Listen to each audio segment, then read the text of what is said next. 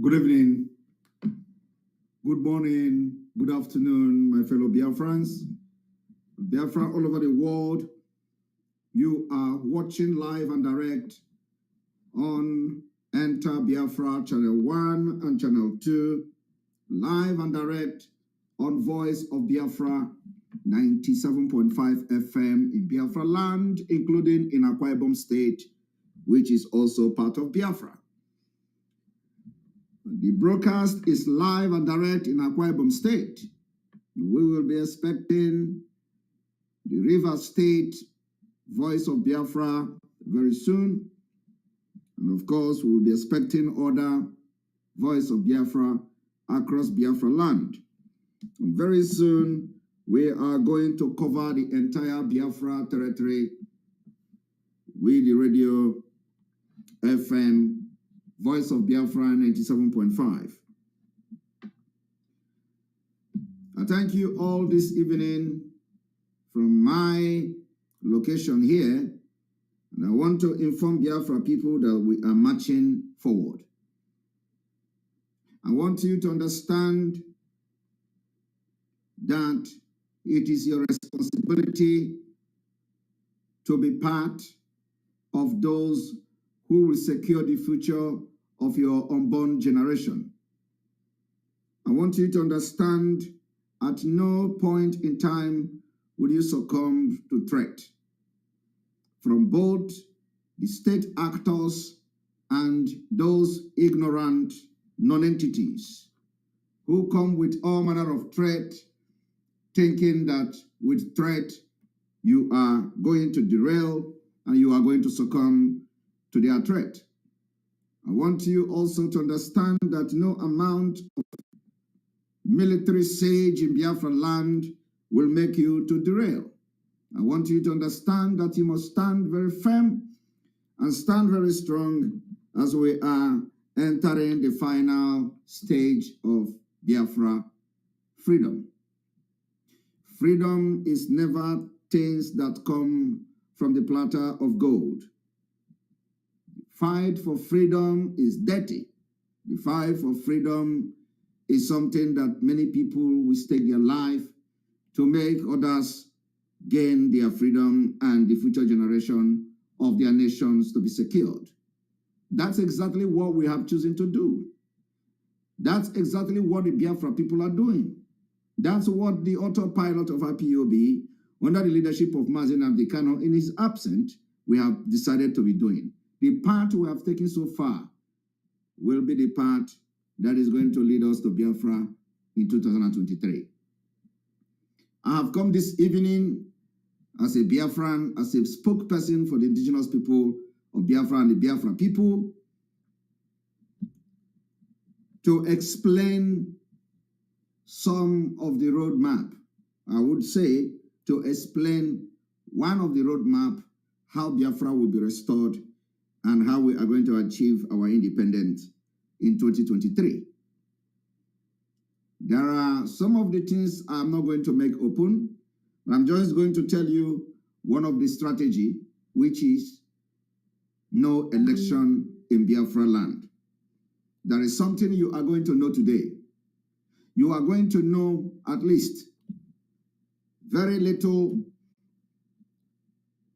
reason why no election will facilitate Biafra next year. I'm going to explain, but I'm not going to give details somehow that the Nigeria state may look for a way to sustain the no election. Of course, it does not matter how they want to do it, but with what we have at hand, it will never be successful if they try to sustain it. We are not hiding our mouth, we are not hiding our plan, and we are not hiding what we are doing. What we are doing is legitimate. We are now fighting like Ukrainians. We are fighting like South Sudan and North Sudan. We are fighting just like every other nation who have fought and again their freedom after fighting. We are now fighting in a different way. I want to inform some of you today who do not understand what is going on, that the Biafra war did not end in 1970. After the physical and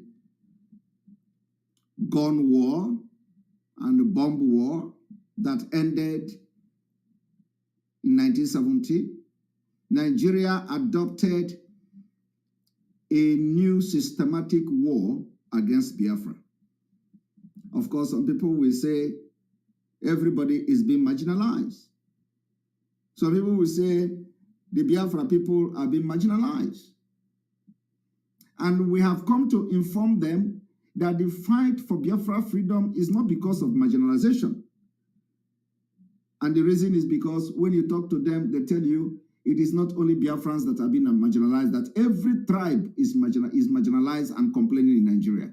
So why do you want to continue to be part of a country where every tribe is complaining? Only one tribe is not complaining. Only one tribe. And that tribe was not even in Nigeria in the first place. They call them Fulani. Only Fulani are the people who are not complaining. Because naturally, they are Alekas. What our people call Aleka. Aleka is Ngwere. Ngwere that doesn't drink water. Fulani are like Ngwere. Ngwere is called lizard. Lizard that doesn't drink water. So if they see something to eat, they are very contented with it. Fulani are a tribe that never had any plan of development.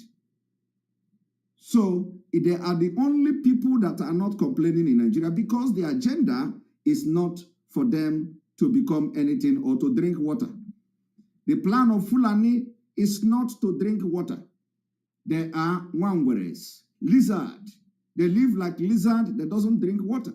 So when the people of Nigeria, the ethnic groups and indigenous people in Nigeria, they can no longer drink water, they are beginning to behave like Wangweres, like lizard, like Alekas of the nomadic people.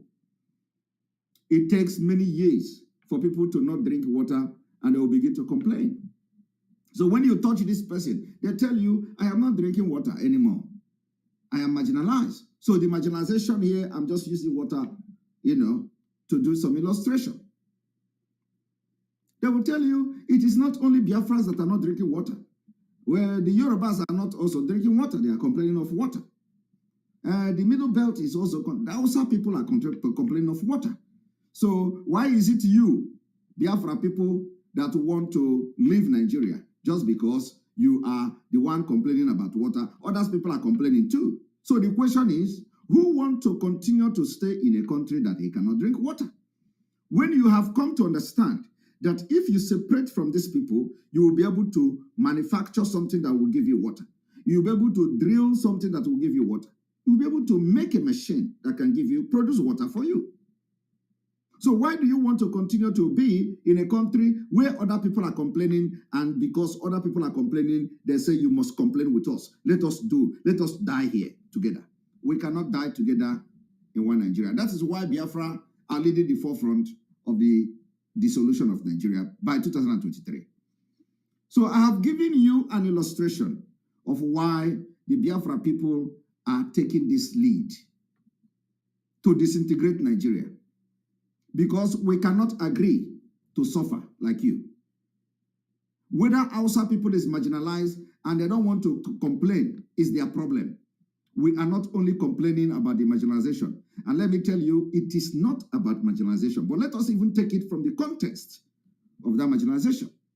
So we are saying that if you are very comfortable and with your complaint against Nigeria state, with your complaint against the establishment of Nigeria, that makes you to complain and feel marginalized.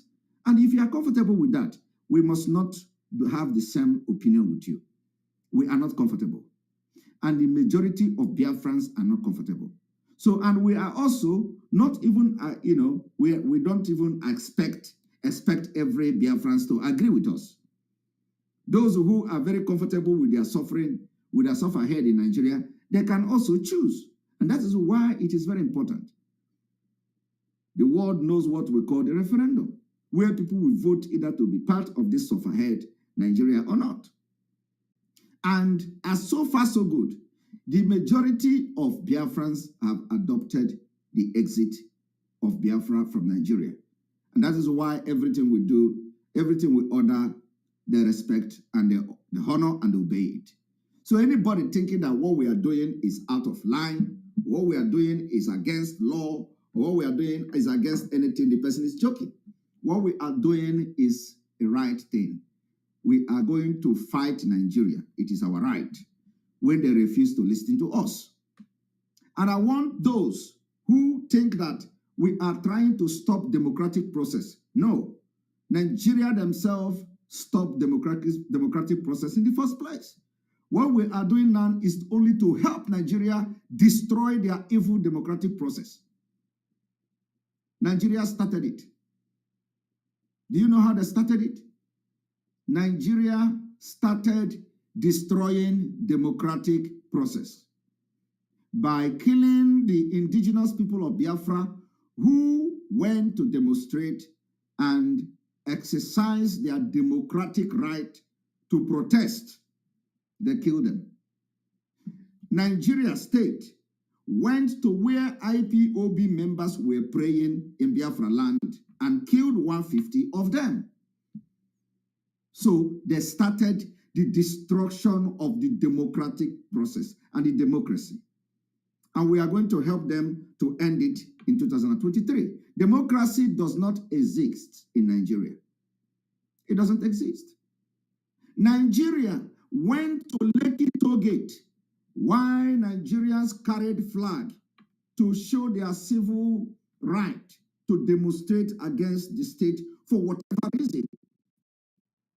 Nigeria killed them. It is just recent. On the 20th of this month, we'll make it 2 years. So, we need to refresh. A moment. So, when you talk about people or Biafra people decided that we have decided to not allow Nigeria to organize Nigeria election in Biafraland, we are not disturbing democratic process because democracy is dead in Nigeria a long time ago, before we even started this liberation movement, because we are now in liberation. So we are going to help Nigeria to destroy it by 2023 and then rebuild our nations and have our freedom from Nigeria. Now, this evening, I've just come to explain to you how stopping election in Nigeria, stopping Nigeria election in Biafraland is going to facilitate Biafra next year. That is what I have come here to explain to you this evening. I may not go into I may not explain a lot of things because there are those that are meant for only us and why we adopt and following this path.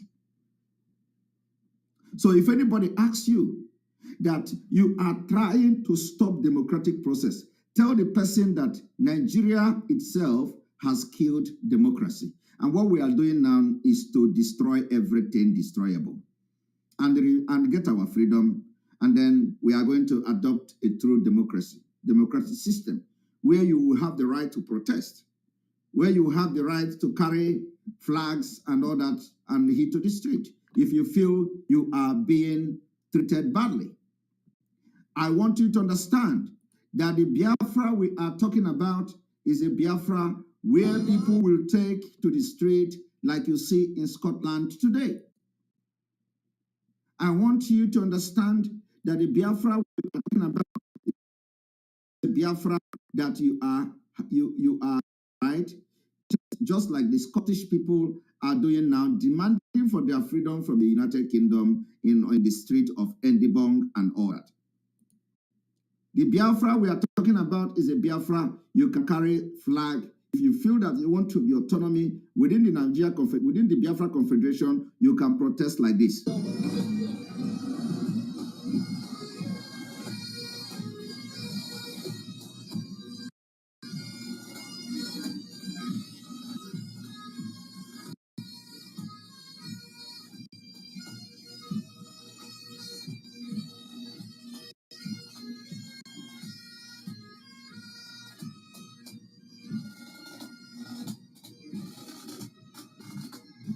looking at the Scottish people, this is Scotland. They are protesting 2 days ago. They were in the streets of Edinburgh and they were protesting and demanding freedom from the United Kingdom. So this is what we call democracy.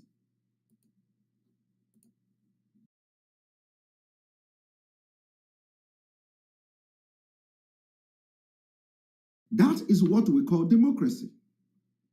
In a democratic country like this, you don't see anybody carry arms. You don't see police killing anybody. You don't see police invading them and killing them. So you do not expect them to carry arms like the Biafra people are now carrying arms to defend themselves because they are being killed. Now, when you come to Nigeria, I want to first of all give you example why we are going to stop Nigeria from exercising any democratic process in Biafra territory. I want to make it clear today that Biafra people will stop Nigeria exercising any democratic process in Biafraland. This is what they did to Biafra people who did not carry arms. They only went to pray, and the Nigeria state, they came there and they killed all of them. Here, we will bring you evidence to see the difference between democratic and non-democratic government. Its own way of dealing with peaceful gatherings it doesn't like. Peaceful gathering. They started shooting us, killing our brothers. Over 10 of them were lying dead. The army is trained to kill and not to police processions or protests or demonstrations. They are trained to eliminate whoever they see as the enemy. See young men, young boys, 18 years, 15 years, being wasted like that. Just because of what you don't know.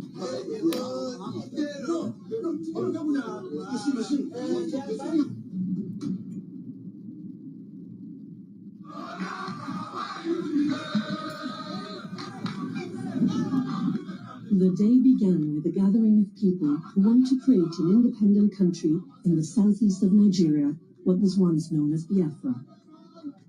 Pro-Biafra members and supporters had come to pray for the release from prison of one of their leaders. Did you hear that? They have come to pray. They have come to pray. They gathered in a field to pray. But what did the Nigeria government do? They killed them. 150 of them slaughtered and they died in their cold blood. This killing did not stop. By this time, Biafra people have not picked up arms. I want you to understand from where we are coming from, the background. So when they tell you about democracy, tell them it is the time is no longer the time we listen to that nonsense. Nigeria don't have democracy. Only democracy will be seen in Biafra land when Biafra is restored. So this is the democracy that people are telling you to protect. We have seen an increased number of disgruntled young men and women in southeastern Nigeria joining processions, joining gatherings to demand for an independent Biafra state. Because the people in that part of the country have always felt marginalized, they've always been segregated against, they've always feel left out in the share of the Nigerian national cake. Back in 1967, people in the southeast of Nigeria declared themselves independent, creating a separate country called Biafra. A civil war ensued in which an estimated 2 million civilians died, mainly from famine, as a result of the blockade on food supplies imposed by the Nigerian government. Almost 50 years on, there is a resurgence in calls for Biafra to again become a separate state. About 200 pro-Biafra members and supporters gathered in a high school playing field. Many recorded what happened next. So, Have you seen it? Have you seen the reason why whenever they come to tell you Simon Ekpa and the Biafra people, they want to stop democratic process, tell them, we don't stop democratic process. Where I am, there is democracy.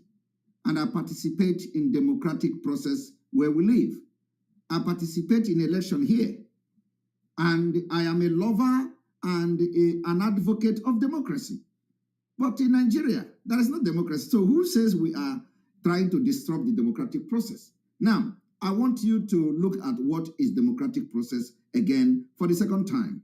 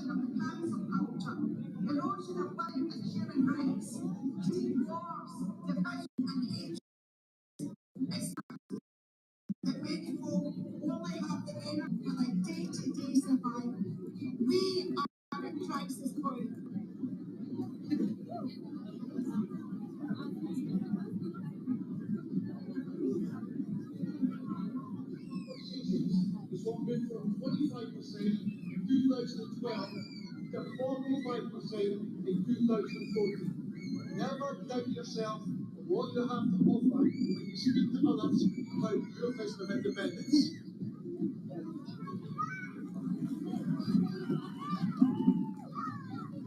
I then made the decision to stand for and become an MP.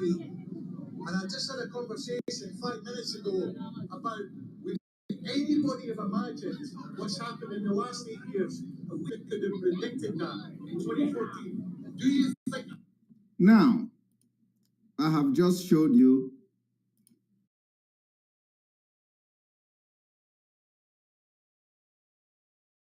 have seen Nigeria, how they killed us. And they have seen the United Kingdom, Scotland, demonstration just 2 days ago, demanding for their own independence from the United Kingdom. Nobody is being killed. Nobody carry arms.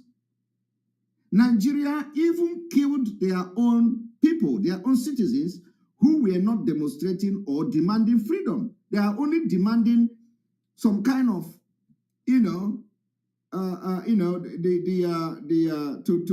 to have some kind of overhaul of the SARS.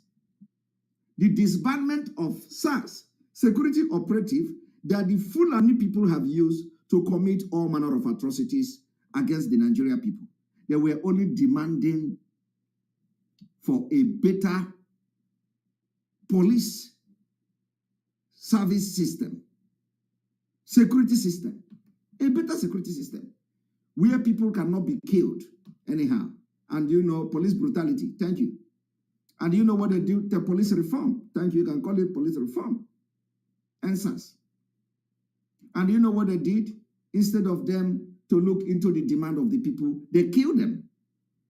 So how can somebody come to say, don't fight against democratic process? There is no democratic process in Nigeria. And that is the reason why the only opportunity we have to leave Nigeria is next year. Next year, presidential and general election. We are going to stop it. And I want to make the point very clear.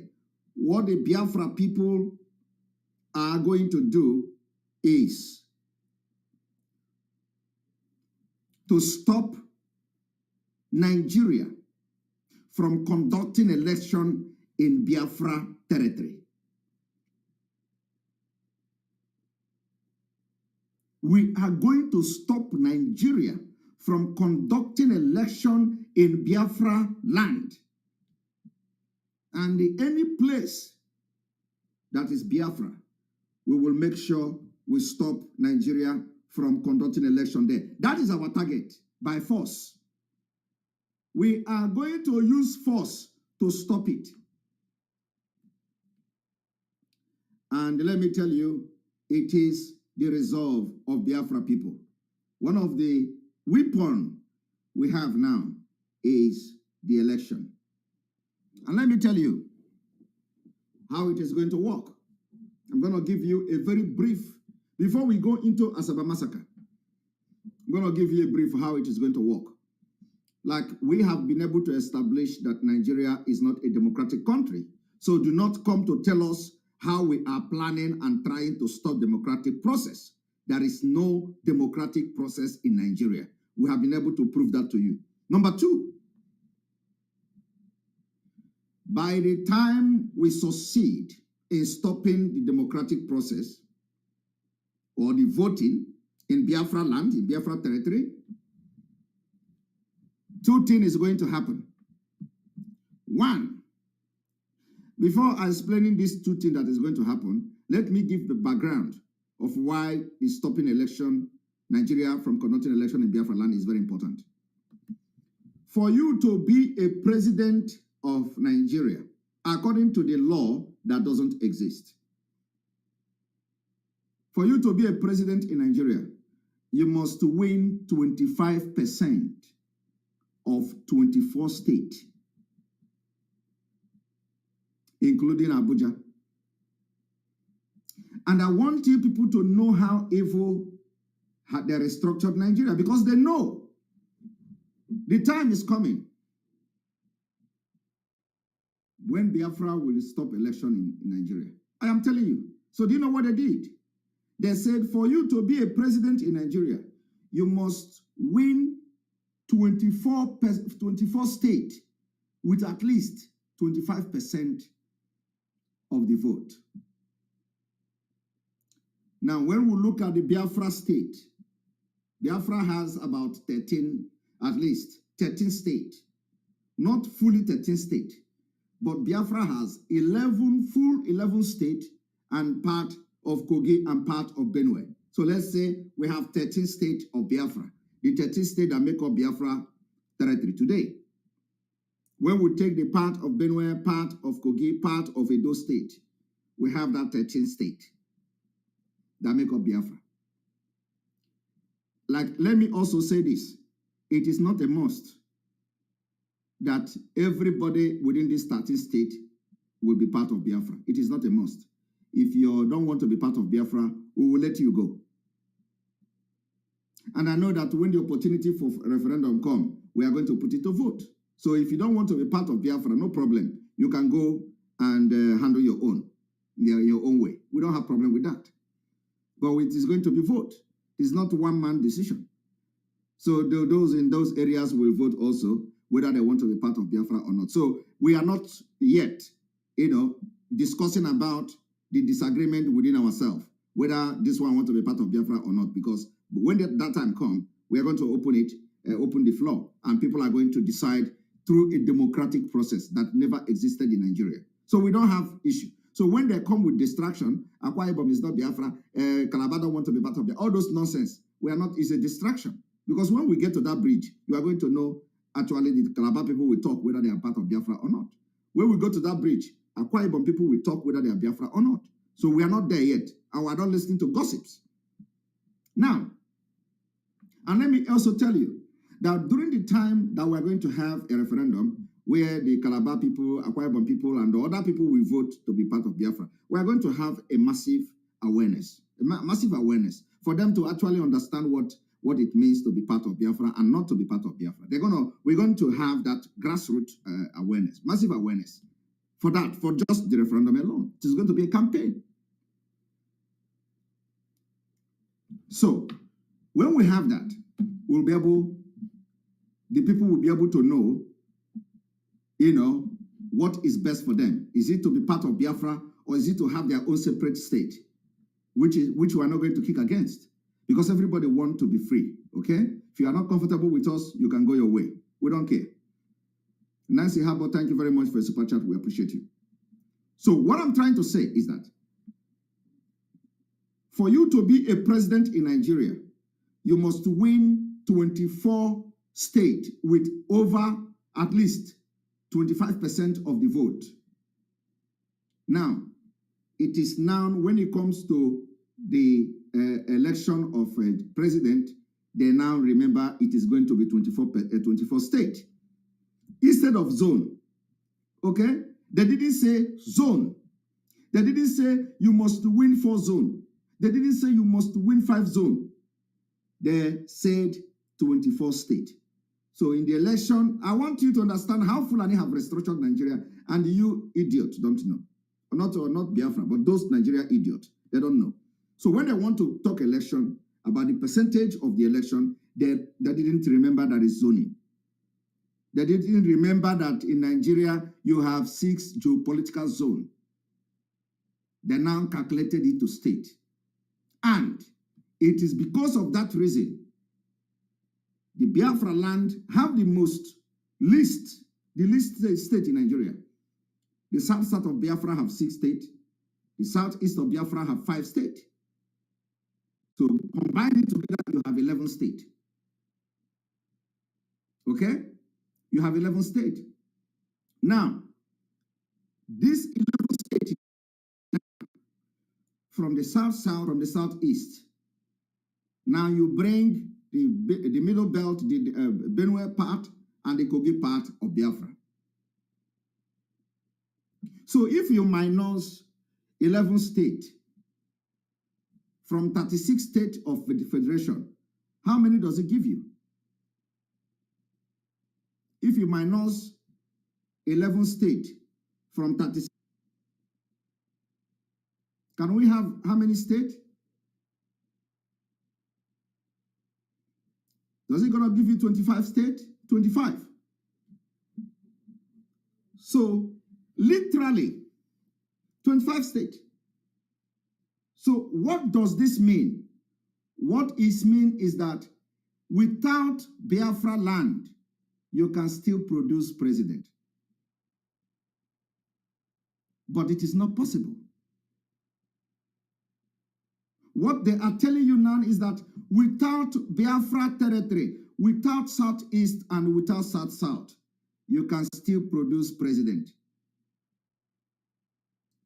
But do you know what? It is not. Plus FCT.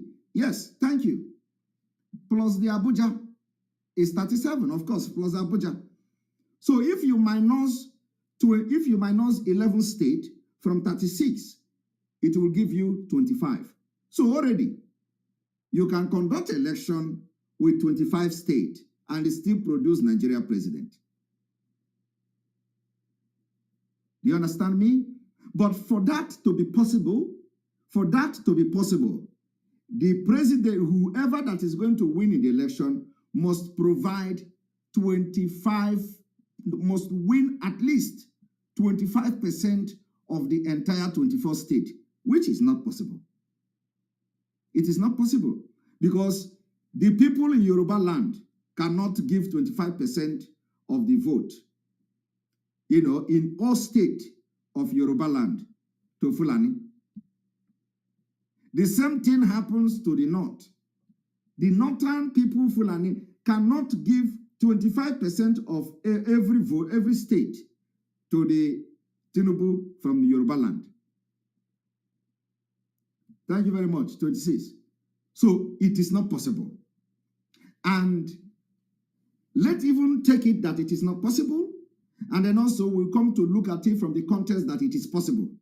So if it is not possible to get from for a Yoruba man to get 25% of vote in the entire 24 remaining states, minus the Biafra territory, if it is possible, how will the politician in the state of Biafra react to that? Are they going to accept it? Of course, you know what the answer is. They will never accept it. They will never accept it because it is going to be a combination of both the opposition and the ruling party and other political parties that are involved in the southeast and the south-south that made up Biafraland. So the politicians in this state who are now loggerhead against each other will never accept it. So it is not only us. We are now putting them by force into the struggle for Biafra. I want you people to understand the strategy we want to use. And I'm making this public because it has become imperative for you people to know from which angle we are coming from. So if Tinubu is declared a winner, every politician that is against Tinubu from Biafraland will rise up against it. If Atiku is declared a winner, every politician in Biafraland that is against Atiku will rise up and they will form alliance with Biafra. I want you people to understand that this is the only way to make Nigeria bleed for the pains they have caused us many years. So, whichever way, we are on the winning side. And if at the end of the day, they decided to vote without the Biafra territory, and nobody were able to win 24% of the state with at least 25% vote among this contestant or among this aspirant, that is an outright crisis. And from that crisis, new nation will emerge.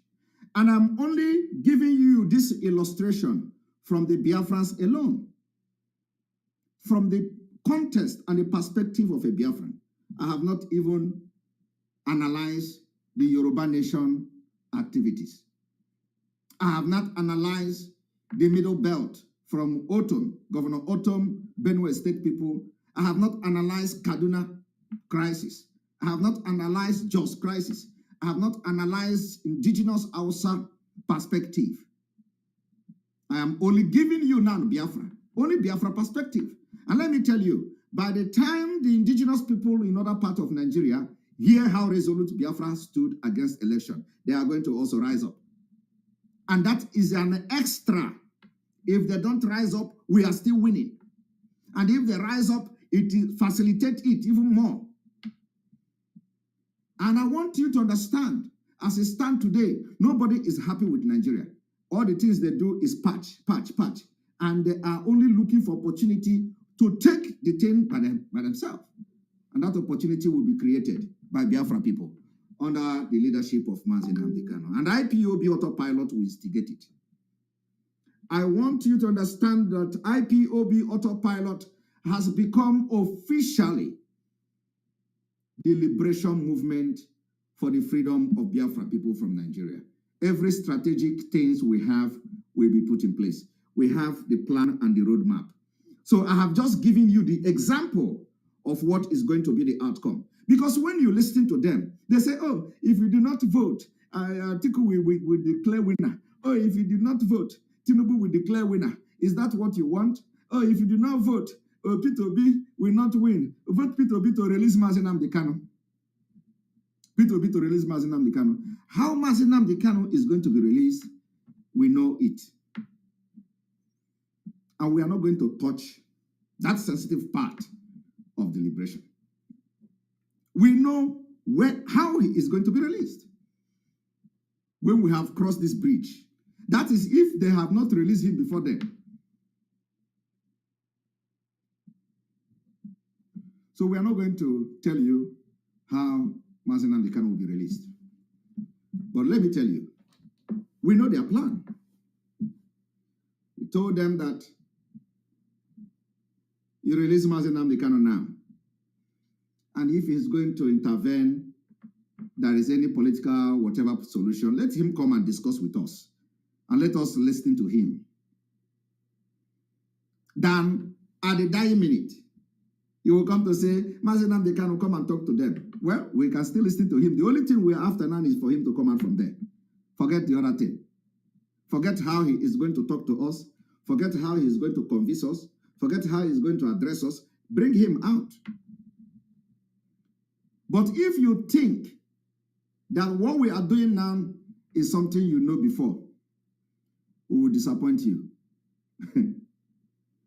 Biafrans will disappoint. People have died in this struggle. We are going to disappoint you. I want you people to understand the way people have been killed in the name of Biafra, just for freedom. They kill us without remorse. Today starts the beginning of the program of Asaba Massacre. Biafrans were massacred in Asaba. Nigeria government and the Fulani, they didn't start killing us today. So today we are opening the Asaba Massacre. That is why I dress like this. Some of you are wondering, why did I dress like this? I dress like this because today marked the beginning in remembrance of Asaba Massacre. And now we are going to that program. Watch it. The progress of the federal troops towards Asaba could be measured by the approaching sound of heavy guns and the rattling machine gun fire. Eyewitness account described 24 hours of ferocious shelling, during which Asaba suffered its first casualties. Then the massacre followed. This video is inspired by the book entitled The Asaba Massacre, Trauma, Memory and the Nigerian Civil War, written by Elizabeth Bed and Fraser Otanleli.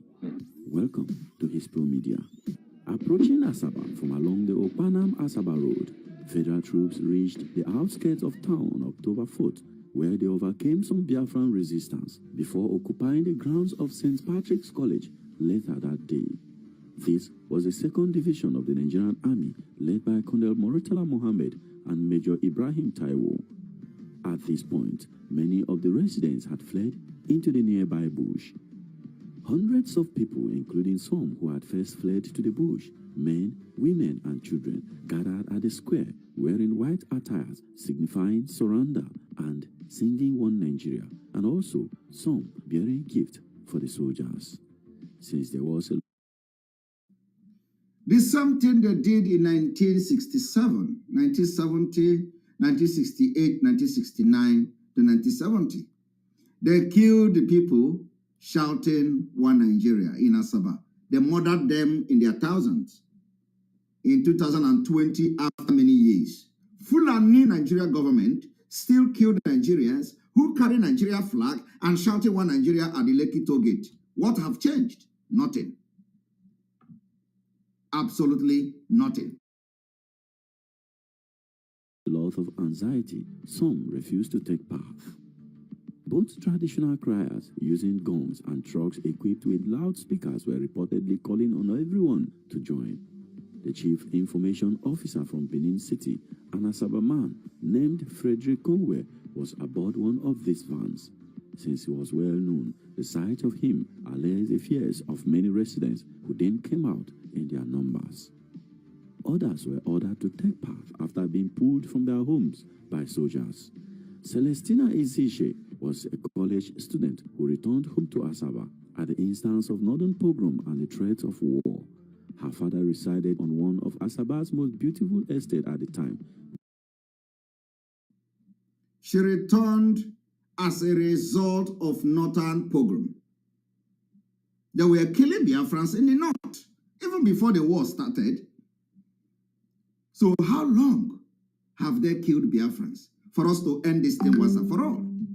That is why this generation, of which Simon Ekpa is proud of, to be part of, will end in Nigeria criminality, corruption, and the evil entity by 2023. We are going to be the regeneration that will bring freedom to our people. and we are doing it, and we are going to do it next year. Which was made of a large brick house and a number of outbuildings. The family, which consisted of our parents, younger brother Osi, sisters, and an older brother Emmanuel, together with his wife and little child, had felt generally secured back in their home. Her father was a powerful man, and the family had recently celebrated her brother Patrick's ordination as a Catholic priest. They were now hiding as shots started to hit their house. Osi and his friend Callistus, both students of St. Patrick's College, hid under beds. However, when the soldiers arrived at their compound, all hell broke loose. Osi and his friend ran out of hiding and were accused of being Biafran soldiers. They were shot one after the other as they approached a gathering of women who were on a forced dance outside the gate of the compound. About 4,000 residents took part and were led by elders from the community. Groups emerging from homes in the 5 Asaba quarters joined those who had congregated by a big tree on the Indebisi Road across from the High Court. About 4,000 Biafrans participated. What does this mean? What it means is that on that fateful day, over 4,000 Biafrans were massacred in Asaba. That is what we are remembering from today. We are going to run this program on Asaba Massacre today, tomorrow, and then on the 7th of this month, we are going to have a ghost town in entire Biafraland. And if you come out, that you have yourself to blame, because the Nigerian state are always there to kill anybody who tried to do what we ask them not to do.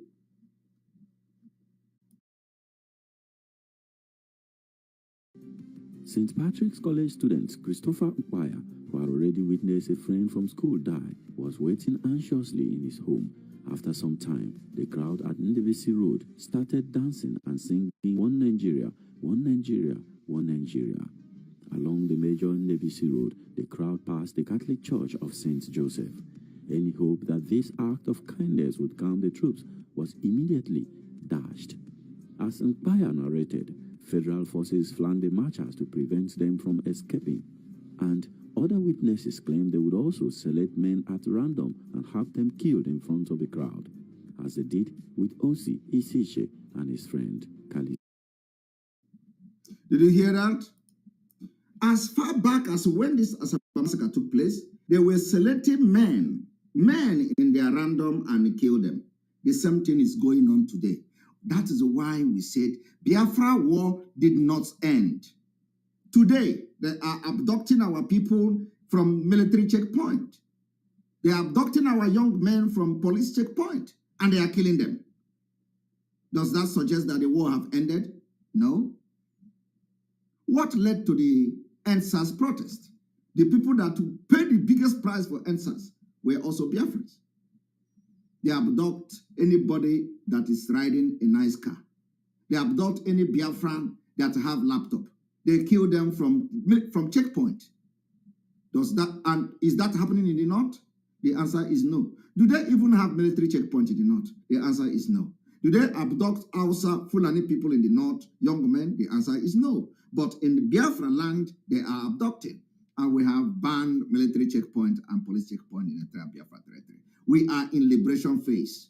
And the Biafra people have picked up arms to fight for their freedom and for self-defense. That is where we are now. Once the crowd reached the corner of Ogbogonogo and Obeke markets, troops separated out women and small children, many of whom were carried into the maternity hospital on Ndebisi Road, while the men and boys of around 12 years and above were channeled between two rows of soldiers down the side road that led to the square at Obeosoa, a village in the Asaba quarter of Ugbomanta. Eyewitness narrate how Paul Obebo, a federal soldier, tried to intervene. He said, "I was coming on my jeep and I saw a boy being taken away to be shot, and the mother held him by the waist, and then I came out and asked for this nonsense to be stopped, and when they refused, I cocked my gun, said, 'Don't do it or I will kill you.' I managed to save some lives there." However, things were now out of control. Obebo reported that he left the scene to join his own troops who were camped on the outskirts of town. At this point, witnesses describe how mothers were attempting to protect their young sons by wearing them skates and gloves so that they could look like girls. Their effort yielded little or no result as the men and boys were led away to the open field nearby. Here, one account reported that the federal troops divided the men into groups of 10 and shot them. Apparently, tired of killing their victims this way, they readied a truck-mounted machine gun and started shooting at the crowd of men. One survivor narrates as follows. When we got there, they said we should now stop. As we stopped there, they now surrounded us, sat us down, they started whipping us. The next thing we saw, the officer spoke in Hausa. I was born in the north, so I heard what he said. He said they should take us 10 by 10 and start firing us. I said, we are finished. Some people say they are just trying to threaten us. That officer now picked out somebody from the meet, shot him, picked out another, shot him. Then people were praying, Father, forgive them. They don't know what they did. Another witness narrates as follows. 20 of our men were selected and lined up in front of us and told as follows. Today, I be your God. Me first, God second. God gave you life. Me, I go take him. 2 minutes time, you go die. 2 minutes afterwards, these 20 men were shot. Another 20 were picked up and the same ritual followed. 15-year-old Ife Uriah, who had joined the parade with his father and 3 elder brothers, Paul, Emmanuel, and Medua, described what happened. Some people broke loose and tried to run away. My brother was holding me by the hand. He released me and pushed me further into the crowd. They shot my brother in the back. He fell down, and I saw blood coming out of his body. And then the rest of us just fell down on top of each other. And they continued shooting and shooting and shooting. I don't know how long it took. After some time, there was silence. I stood up. My body was covered in blood, but I knew that I was safe. My father was lying not far away. His eyes were open, but he was dead. Exactly how many died in this single incident is unclear. Around 700 to 800 seems likely, in addition to many who had died in the previous days. The shooting continued for hours until next morning. Survivors, including Ife Uriah, lay still under the heap of bodies for a long time. It was safe to wriggle out and run into the nearby bush. Ife Uriah and his cousin could later run to their grandmother's house, where they found his sisters and 3 younger brothers. He told them their father and 3 older brothers were dead. Later, he learned that Medua had survived, gravely wounded, and had been carried to the bush by his friend. Community elders Michael Ugo and Leo Okobu were among a large number of the leading age grades to die. With all the men either dead or in hiding, it was left to women and children to attempt to retrieve the bodies of their fathers, brothers, husbands, and other relatives, and then drag them back to their compounds for burial. Joseph Unwaje, the boy who had returned with family from Ibadan, had escaped into bush from the family compound after watching the earlier execution of his uncle, George, a prominent civil servant. When he returned a few days later, he learned of the death of his 2 brothers, aged 12 and 17, in the mass shooting. He narrates as follows. Mom told me that in the evening hours of the 7th of October, she had to go and look for their corpses at the mass place where they were shot. Most victims, however, were dumped in mass graves or thrown into the Niger River.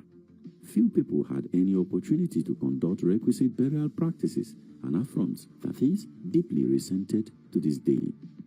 When it was safe to move about, Frank Ije, a local Red Cross worker, enlisted surviving men to dig horrid, shallow graves wherever they found bodies around the town.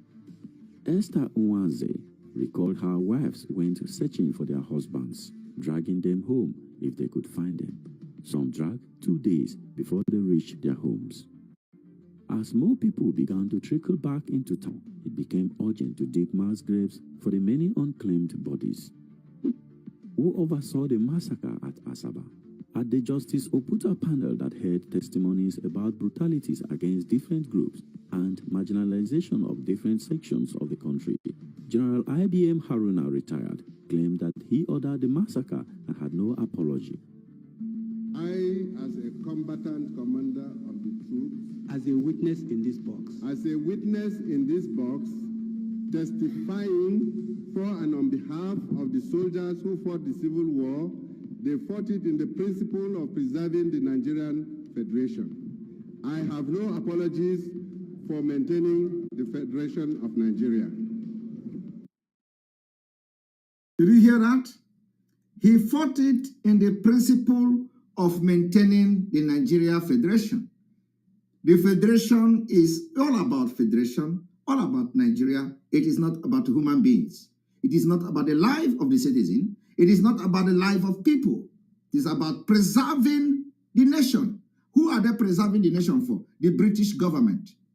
The British business money. Are they preserving the nation that you are going to have a good life?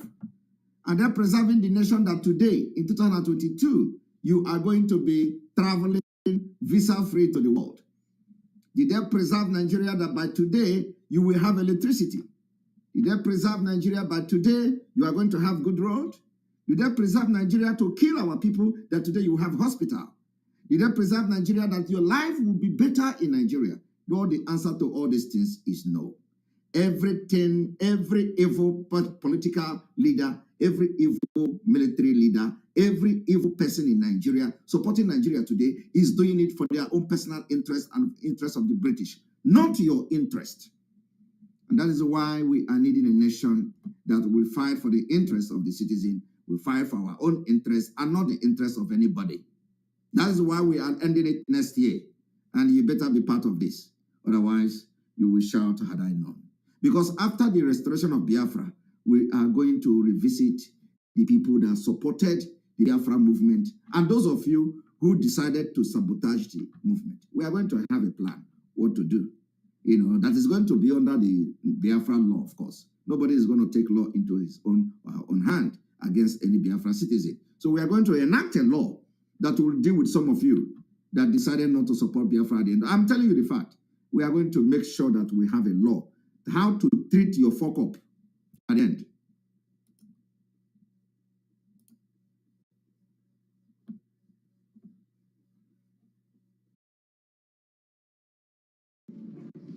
That was my task. If my commander-in-chief, who was in command, gave me command, which I carried out with troops, if he now fails to apologize, and he has apologized, it is in his own wisdom to do so. However, some historians contended that Haruna was not in Asaba in 1967. They argued that he took over from Murtala Muhammad as the commanding officer of the 2nd Division in 1968. But why was Asaba the target of the federal troops, and particularly Colonel Murtala Muhammad or even IBM Haruna? Asaba is the metropolis where soldiers like Major Kaduna Nziogu, the leader of Nigeria's first military coup on January 15, 1966, came from. Even though Nziogu was born and raised in the north, his parents were from Okpanam, 9 kilometers from Asaba. Okpanam fell within the Asaba metropolis or division, as it was known then. Analysts adduced that Murtala Muhammad and Taiwo were not satisfied with their revenge coup of July 1966, where they killed Igbo officers as revenge for the January 1966 coup. Remember that Nziogu had led the coup in which the premier of the northern region, Ahmadu Bello, beloved by many in the north, was killed, along with other northern leaders. Murtala and Taiwo were hell-bent on continuing their revenge killings beyond their fellow soldiers. This could have been the reason behind the massacre at Asaba. Click the video here for more on the battles to reclaim the Midwest and to capture Nsukka. Remember to smash the like button on this video. Subscribe to his. Our call is strength.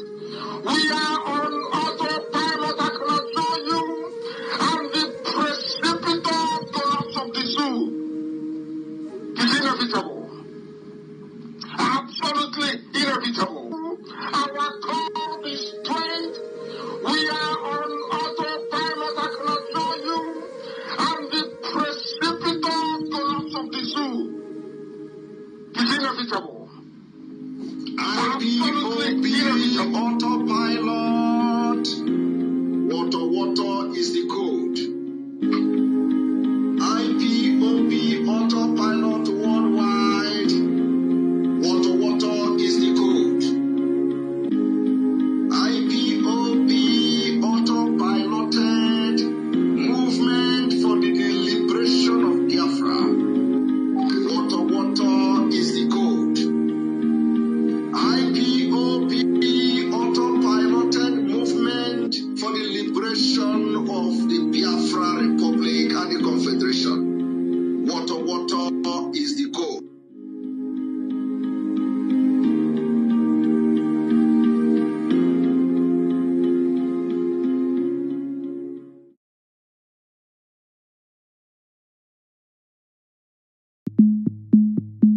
obodo genu ntị o. Onye kwuchitere ọnụ Biafra simzi unu. Said 7th of October 2022 is our Remembrance Day for our fallen fathers, mothers, men, women, brothers, sisters, and children that were gruesomely murdered at Asaba during the Biafran genocidal war Nigerians waged against Biafrans. We hereby declare Friday, the 7th of October 2022, a sit at home in Biafraland. A ga-alọk ya n'igodo na kii. Ịpụtakwa ihe uhiri were maka na mmanwụ anyị ga-agba n'ilo, mmanwụ anyị na-agba n'ilo, mmanwụ anyị na-agba n'ilo, Ọ nụrụ karịa ibi o. Nigeria in seconds. Did you know that until 1958, Nigeria used the British West African pound, after which it issued its currency, Nigerian pound, in the year 1958, and then Naira was introduced on the 1st of January 1973. 1 pound was equivalent to 2 Naira.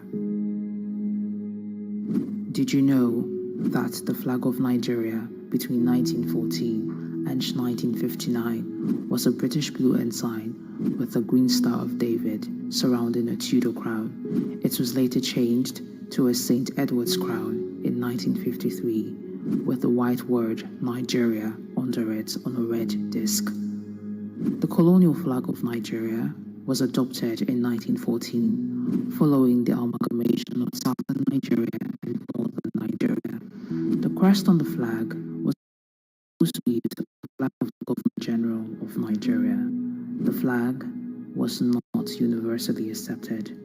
Some Nigerians, including Fela Kuti, refused to salute the flag, despite it being mandated in schools. In 1956, some Muslim Nigerians burnt the Nigerian blue ensign at Mecca, Saudi Arabia, because of the Jewish Star of David on it. In 1959, before the Nigerian independence, a competition to design a new flag was held, with Taiwo Akinkomi designing the new flag of Nigeria, which replaced the blue ensign in 1960. Nigeria in seconds. Nigeria in seconds. Did you know that until 1958, Nigeria used the British West African pound, after which it issued its currency, Nigerian pound, in the year 1958, and then Naira was introduced on the 1st of January 1973. 1 pound was equivalent to 2 Naira. Did you know that the flag of Nigeria between 1914 and 1959 was a British blue ensign with a green Star of David surrounding a Tudor crown? It was later changed to a St. Edward's crown in 1953 with the white word Nigeria under it on a red disc. The colonial flag of Nigeria was adopted in 1914 following the amalgamation of southern Nigeria and northern Nigeria. The crest on the flag was also used on the flag of the Governor General of Nigeria. The flag was not universally accepted. Some native Nigerians, including Fela Kuti, refused to salute the flag, despite it being mandated in schools. In 1956, some Muslim Nigerians burnt the Nigerian blue ensign at Mecca, Saudi Arabia, because of the Jewish Star of David on it. In 1959, before the Nigerian independence, a competition to design a new flag was held, with Taiwo Akinkomi designing the new flag of Nigeria, which replaced the blue ensign in 1960. Nigeria in seconds. All right, you're welcome back. We are going to take calls because this is just the beginning. The first day of this remembrance of Asaba Massacre started today. So we're going to run this program today, tomorrow, and then the next tomorrow, which is on the 7th of October, and on Friday, we're going to end with a sit at home. Sit at home is going to be a ghost town. And we want to use this opportunity to call the people in Asaba to respect the people that have paid with their life. Asaba people, We call on the government of Delta State, who is now running to become a vice president in Nigeria, to know that the people where he is a governor now has been killed in their cold blood in thousands. So we are expecting a complete ghost town in Delta State, in the Asaba, of course, to be precise. We have told you people the reason why we are not, very keen to what is happening out there in the other side of the Biafra territory, because of the thing that is best known to us. We know the kind of seed that the Fulani planted in them, and that is why the voice of Biafra is now going. We go from one state to another until we cover the entire south part of Biafra, and then we are expecting that to happen as soon as possible. So we still need sponsors of the voice of Biafra to take some of the state as we go forward. We need Cross River, Bayelsa, which state again, and Calabar and all of them. We need those, in fact, in those places. We need to have the voice of Biafra, at least the mother of the voice of Biafra, before we begin to now have the smaller extension of the voice of Biafra. Welcome to the program. Good evening, sir. Good evening. Yeah, Elijah will get you. Hello? Vienna. Hello, can you hear me? You go ahead. You know, I have not opened the line. I don't know. Did I say somebody should call? I just heard that we're gonna call tonight, so I said to give you a call. All right, go ahead. Go ahead there quickly, please. I just want to say thank you for the great job, but you're doing great job. Man, I just don't know how to say thank you, but I can't thank you enough. Thank you. So just keep it on, bro. Keep it on. Idik. There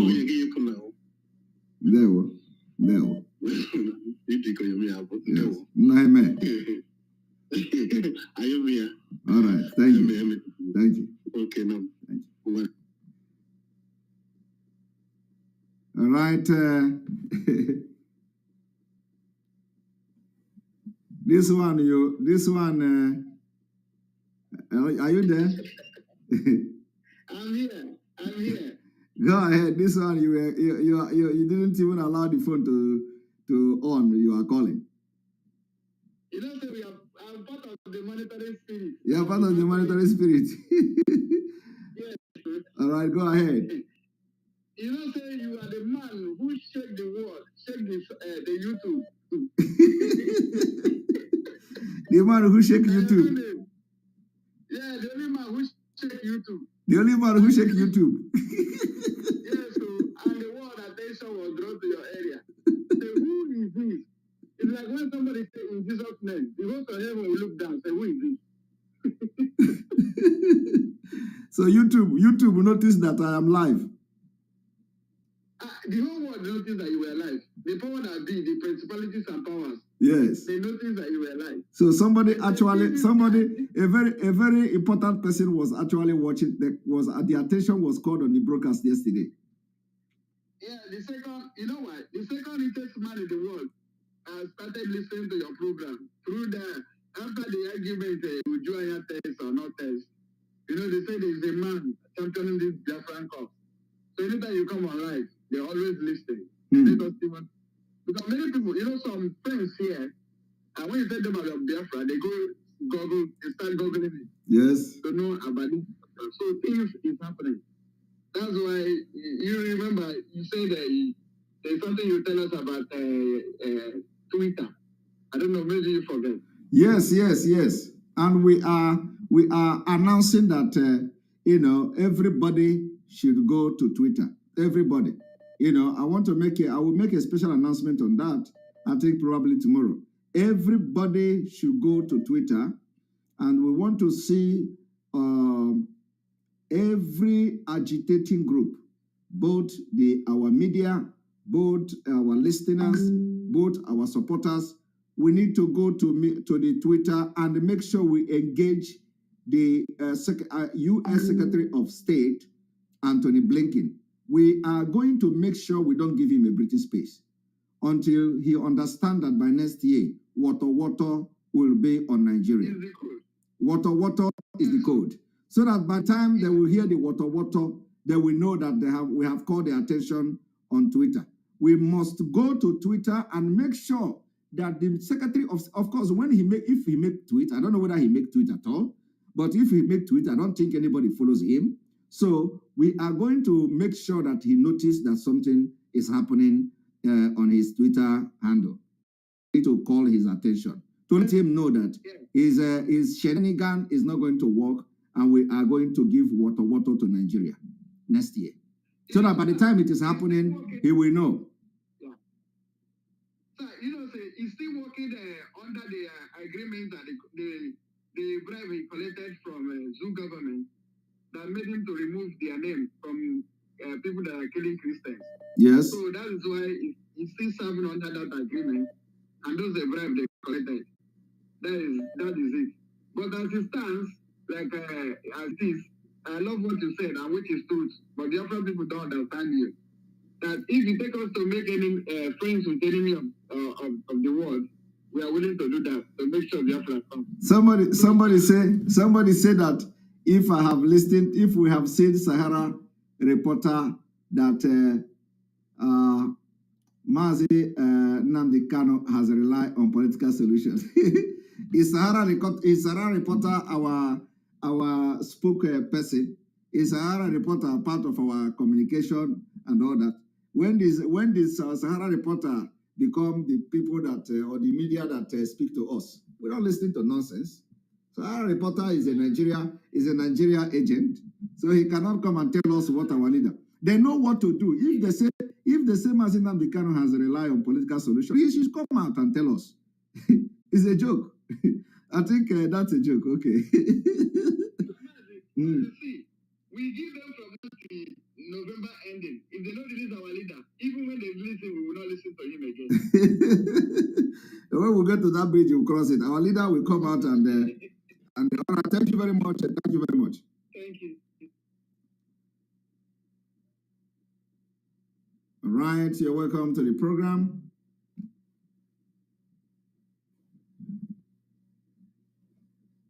Good evening from here. Yep. Hello. Hello. Good evening from here. The line is going off. Hello. Hello, Mazi. Onyeka speaking, sir. Yes. How is that? I'm all right. Welcome to the program. Yeah. Thank you, the Great Dragon. See, Maz, thank you so very much for all you have been doing. More grace to your elbow, sir. More grace. You're welcome. There's something I want to say something I experienced so that we can look into it, okay? All right, just be fast, please. A lot of people are calling and their call are going off. Okay, listen. As one of the people who experience what it takes as a Biafran or Igbo man to be in one Nigeria, you see, my experience, anybody who experiences it can never go against Biafran restoration. You see, I got to know that there are some radio houses established and journalists trained especially to fabricate never happened stories just to demonize the Igbo people. That one is a part.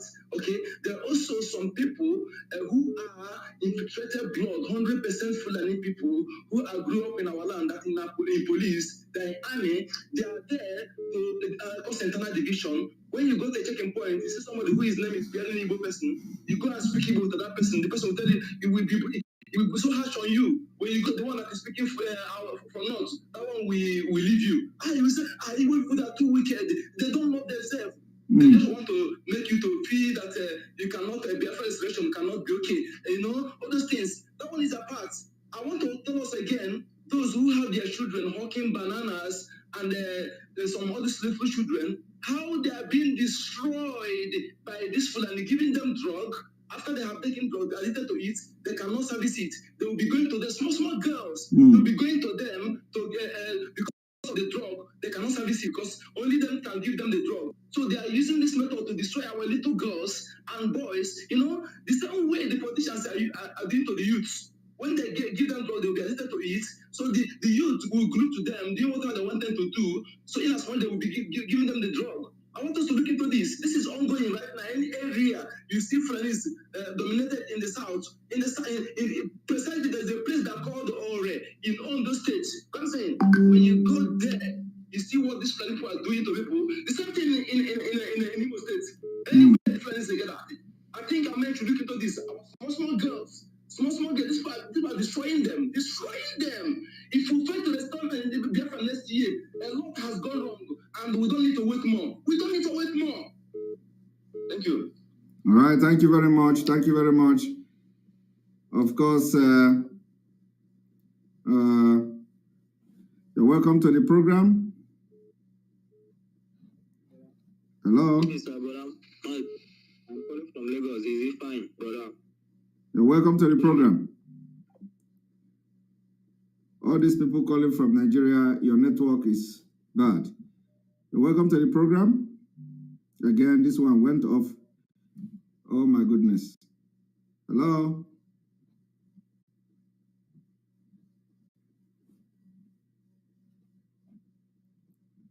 Hello, welcome to the program.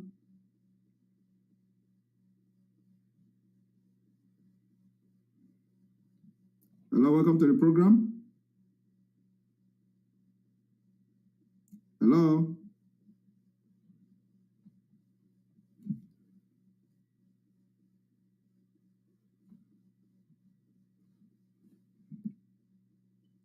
Yes, good evening and welcome to the program. Yeah, thank you very much. Thank you, Mazi. Thank you for everything you've been doing. I just want to let you know, right now, this is where you are going to face, I will say, the biggest challenge in this liberation. And I will say this is part of what Mazi Kano prophesied when he said there are a lot of mountains to climb. And the way you navigate this area right now is going to really be very important in us getting Biafra. I was going to talk about the right talk that came from Sahara reporters. They actually said it came from Ozokame. Yeah, it is not. I have just seen it. Let us not misquote them. They said the right report is that Ezekome right Buhari seek political solution. It is not different from what we have been hearing. You understand? So it is not. There is nothing new here. Political solution has been in the discussion in the table for a very long time from the beginning. So what is different here? Exactly. What I just want to say there is, based on what you said earlier, is where we stand.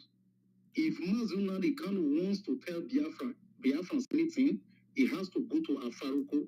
Of course. Of course. Anything that he will say from TSS custody is not acceptable. And now there we stand. Now.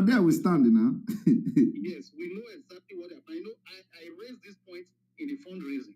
I said something. These people have a plan, and I am happy that you actually raised it earlier in your broadcast. Yes. I talked about the fact that if they must release Nnamdi Kanu now, let them release him now. Yes. Because I see what they are planning to do. Close to the election, like few weeks to the election, they will release him to cause instability. Finally, in form of somebody who has not been around, and we know they may not be getting the right information.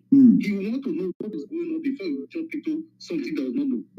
There will be no time to make that decision. Yes. And that's what they are planning to do. And you have to be aware of that. Yeah, of course, we are aware of these things. So let him come out first. That is all we know. We want just to see him to come out. And then we can begin to talk about discussion. Thank you. Yeah, thank you very much. All right, welcome to the program. Good evening, Samuel. There we What they don't know is bigger than them. Water, still the man our code, no changing. That is the code, and I change here. Yes, Simon, I am calling from Bayern, Chino, Sunday DC. Okay. I wanted to call you, but being Simon busy career, or sometimes the more they would put something to book. I want to hear you in Sri for Southeast Wabagota. the business of the Nigeria, Marine, and many, but it were what. I want to think someone they can need one or one governing born and the latest happening now or you don't say, but I'm of no man. The Southeast governors not contribute to a group. I don't want to hear that nonsense of any Southeast governor that contribute ego. If a governor not contribute ego, he contribute ego to do what? To do something for what? He contribute ego. Nobody should come here and tell me about Southeast governor contributing money. All right, welcome to the program. Good evening, sir, brother. Yes, go ahead, go ahead, go ahead. There is no network here. I don't know. Again.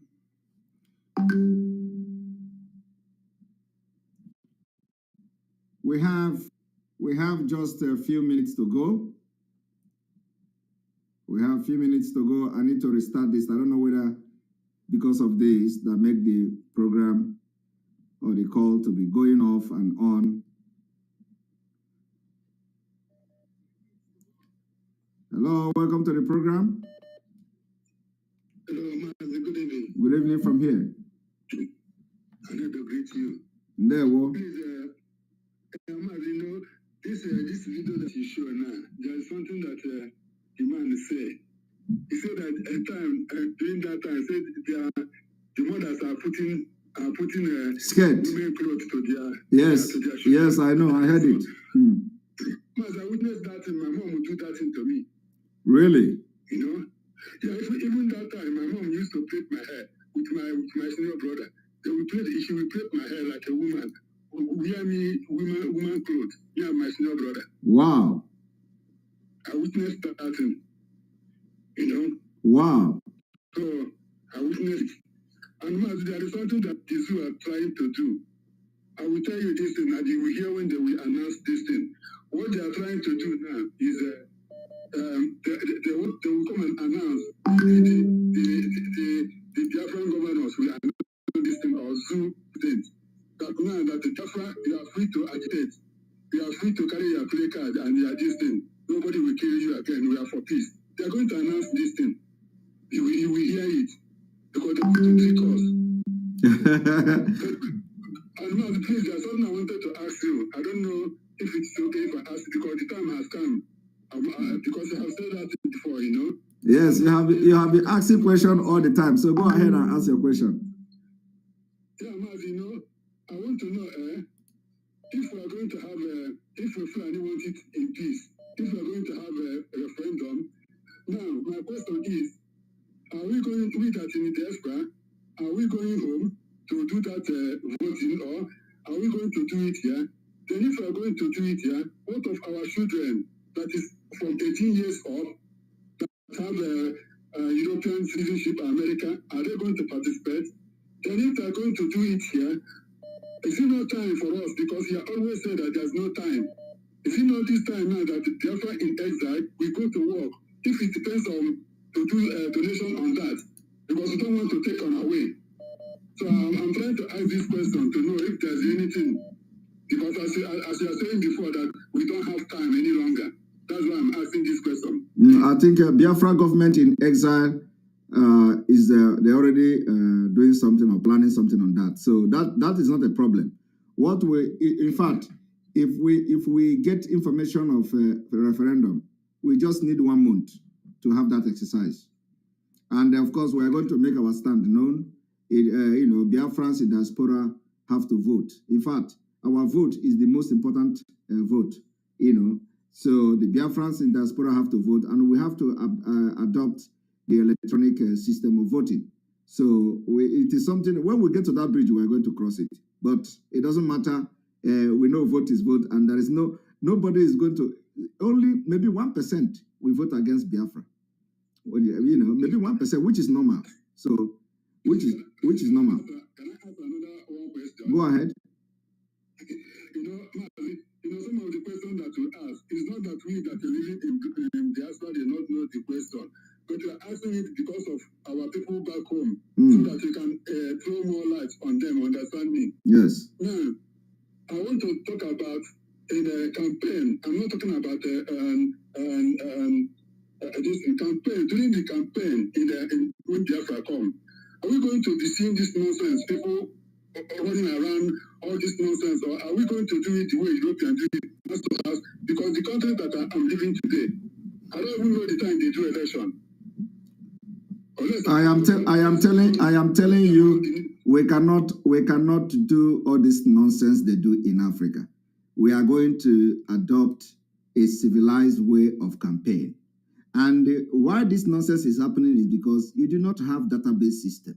You don't go this nonsense where you have a database and the rule of law, where you have constitution and people respect their constitution and law, electoral laws and all that. We're going to have a civilized system.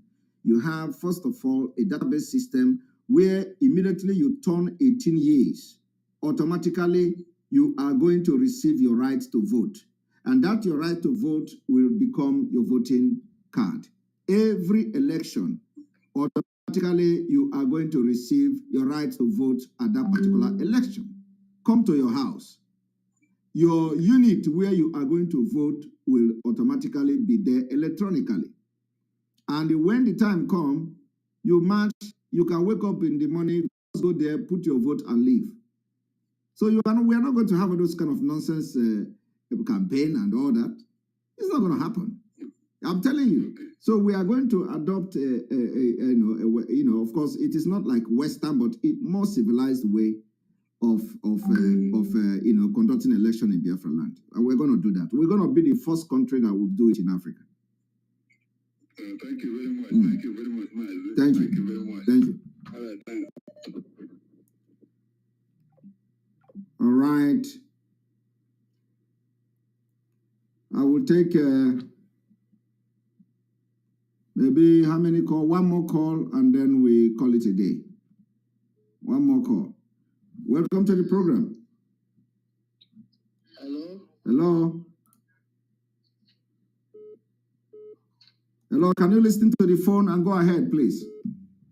Hey, thank God. my chairman, my speaker. Ndeo. Yes, so I am a member of Autopilot IPOB. I'm speaking from Italy. Ndeo, welcome. I do call you Mark Anthony of Biafra. Just know what to mean, what the action of the Mark Anthony of Biafra. Mark Anthony took that time. Yes. He actually took that step, and we are the winner. Ndeo. For something like you, God will just prepare you at this very moment. And those who do not, those who refuse must agree. By force. Because nobody was appointed by Mazi and only you. And everybody must follow, they like it or not. You see? And the God is with you. Our God is with you. God of Biafra is with you. Amen. And our ancestral spirit is with you. Everything about Biafra, we are down with you. So you don't fear, don't panic. Continue. We are happy you are somebody like you moving up with this at this time where everybody find themselves. So we don't know what to do, but eventually God bring you. You are our comforter. Thank you very much. My brother, there is something I want to review to you. There's certain things going on in some communities in our community. Some of the Indians or whatever, who are given money to buy lands in some areas for Fulanis.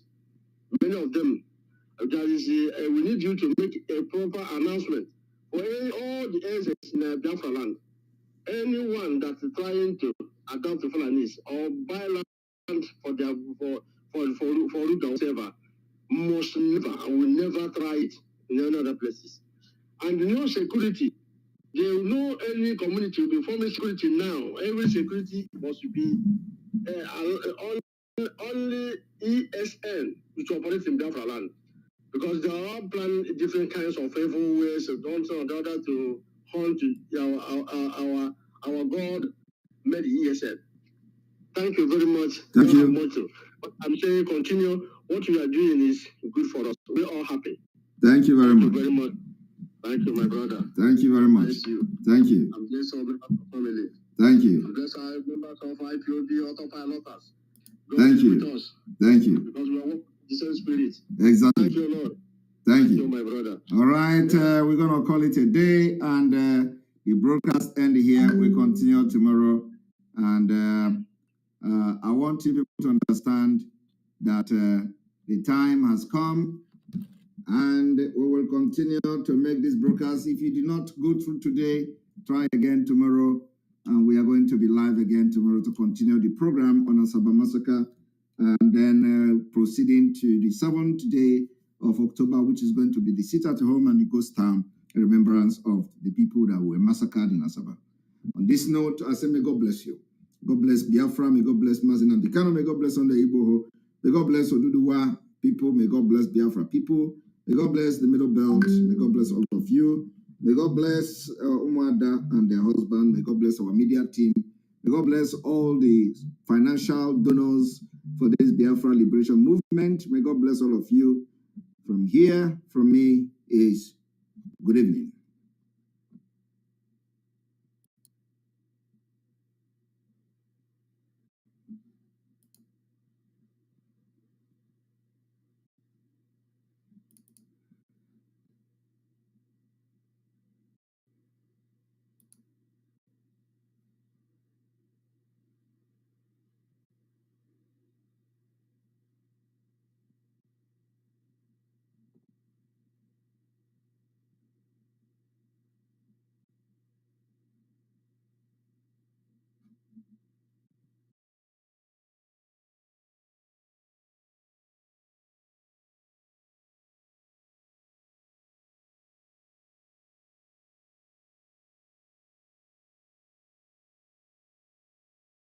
You must go and listen to Simon Ekpa, who is doing a very fantastic job. Very great job that Simon Ekpa is doing. Very, very, absolutely fantastic job that he's doing. You must listen to him and share his videos accordingly. Very, very important. He is bringing a new dimension to this very awareness that we're making, and you must listen to him. Very, very important.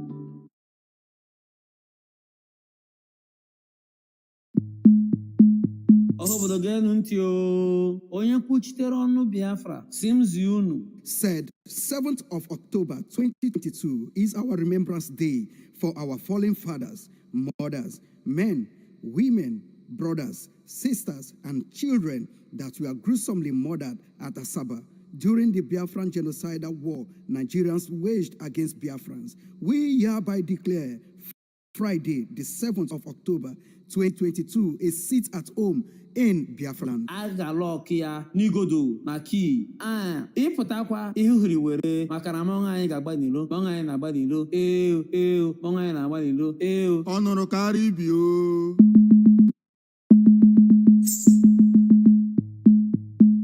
obodo ga-enu ntị o onye kwuchitere ọnụ Biafra simzi unu. Said 7th of October 2022 is our remembrance day for our fallen fathers, mothers, men, women, brothers, sisters, and children that were gruesomely murdered at Asaba during the Biafran genocidal war Nigerians waged against Biafrans. We hereby declare Friday, the 7th of October 2022, a sit-at-home in Biafraland. Agalokia Nigodo Naki ịpụtakwa ihe uhiri were maka na mọnwụ anyị ga-agba n'ilo mọnwụ anyị na-agba n'ilo mọnwụ anyị na-agba n'ilo ọ nụrụ.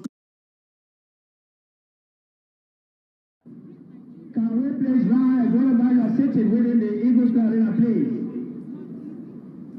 Up on your feet, please. Thank you.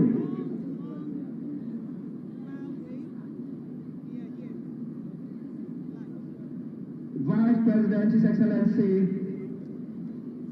Professor Yemi Oshibajo, SAN, GCON, just will receive there.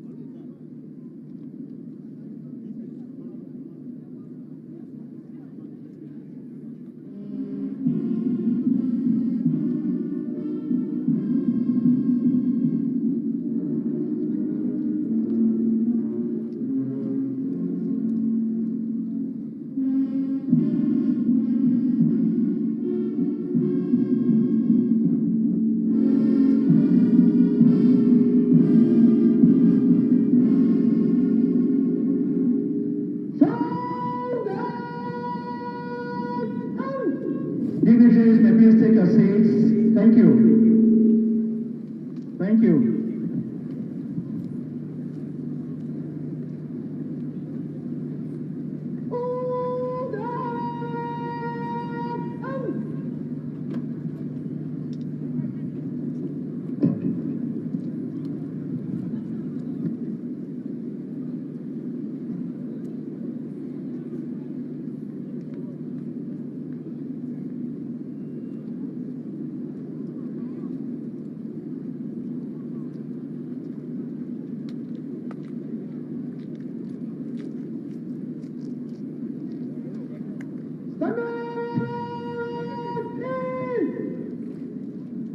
We listened a short while ago to the national salute that heralded the arrival of the Vice President of Nigeria, His Excellency Professor Yemi Osinbajo, SAN-GCON. Your Excellency, have you welcome, sir.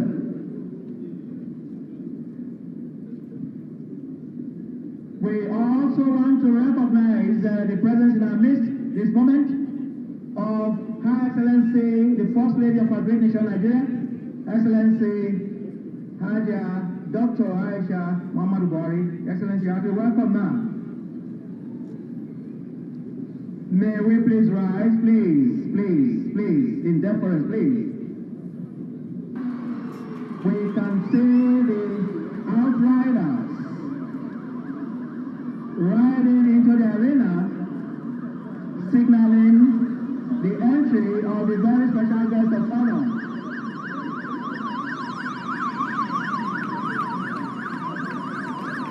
Please, once again, we are all encouraged to rise immediately alive from the presidential window, please.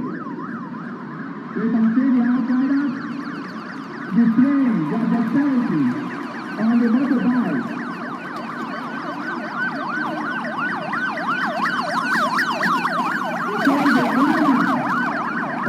This is arrival for this unique occasion.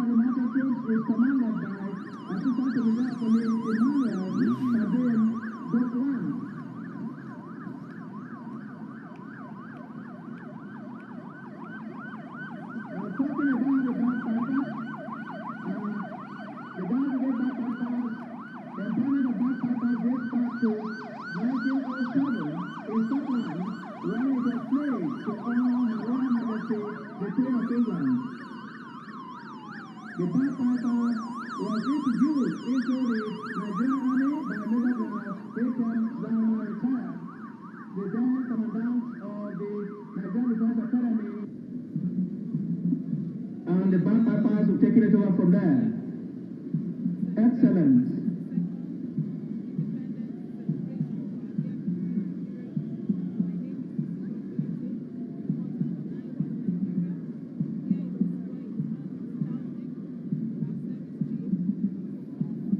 Great occasion.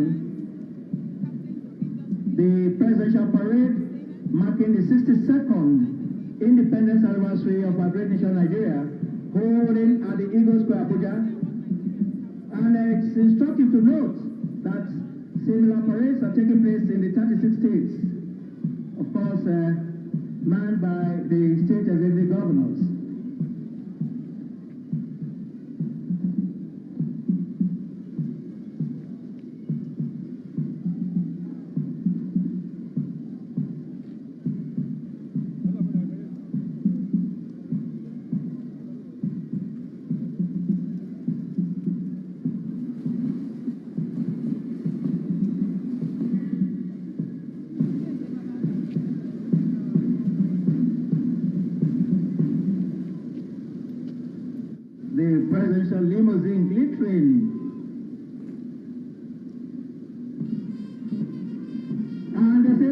announcing the arrival of the very special guest of honor, the reviewing officer, President and Commander-in-Chief of the Armed Forces of the Federal Republic of Nigeria, His Excellency Muhammadu Buhari, GCFR, just received them by the Secretary of Government, the Commander Guard Brigade.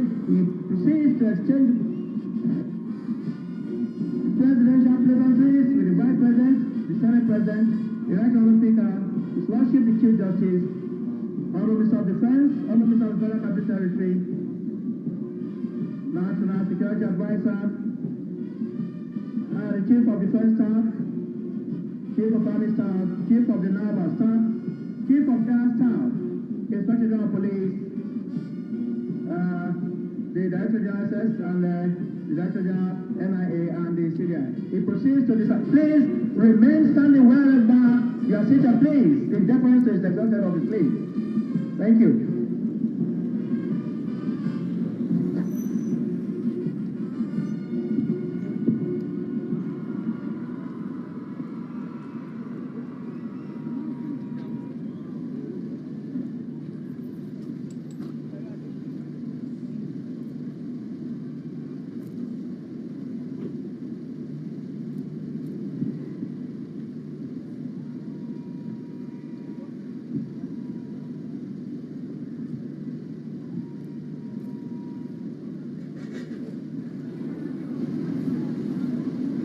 If you are still sitting, please rise on your feet wherever you are within the arena, please. Thank you. Officers, one officer in uniform, should please salute.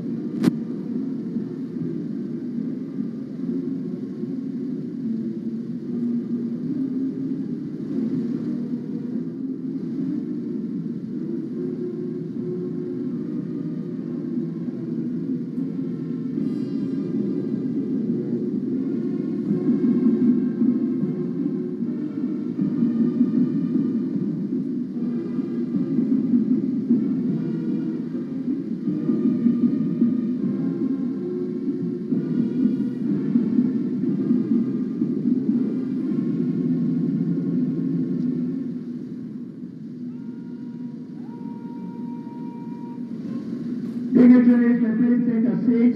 Thank you. Thank you.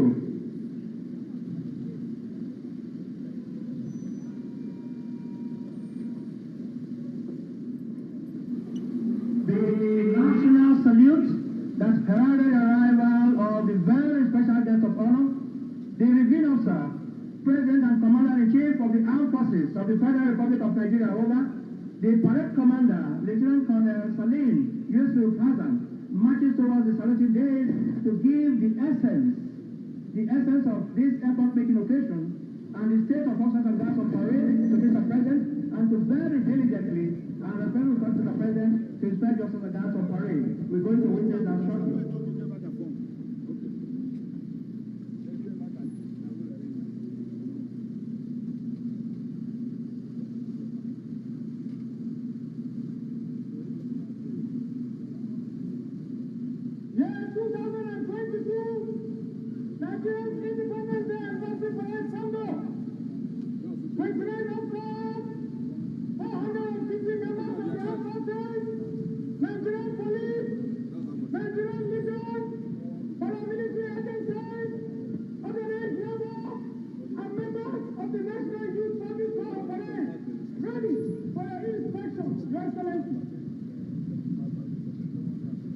Diligently delivered there by the parade commander, Lieutenant Colonel S.Y. Hassan, who doubles as the commander of the prestigious Presidential 7th Guard Battalion. His Excellency, Mr. President, will be accompanied on this inspection by the Commander Guard Brigade, Brigadier General Mohammed Takuti Usman. Happy to be Your Excellency.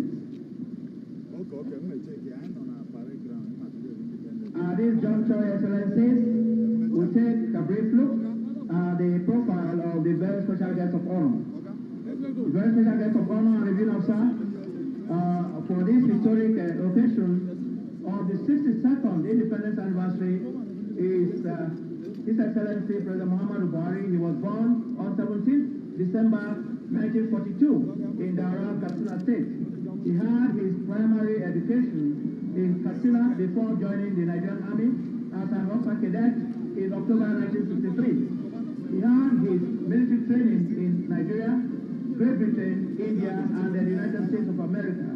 In the course of his meritorious military and political career, he was appointed military governor of Northeastern State, now Borno State, in 1975. He also served as a federal commissioner for petroleum resources in 1976. The reviewing officer was appointed military secretary, Supreme Military Headquarters in 1977, chairman Nigerian National Petroleum Corporation in 1978, head of state, commander-in-chief of the armed forces of the Federal Republic of Nigeria from December 1983 to August 1985. The special guest of honor has undergone a number of military career trainings, amongst which are Military Training School, Kaduna 1963, Officers Cadet School, Aldershot in the United Kingdom, October 1963. Platoon Commander's Course, Nigerian Military College, Kaduna 1964. Mechanical Transport Officers Course, Army Mechanical Transport School, Borden, United Kingdom 1965. Defense Services Staff College, Wellington, India 1973. United States Army War College from 1979 to 1980. After a successful military career in the Armed Forces of Nigeria, he was appointed executive chairman of the defunct Petroleum Trust Fund (PTF) from 1995 to 1999. The special guest of honor ran for the office of president 3 times. First in 2003, next was 2007 and 2011. He did not make it.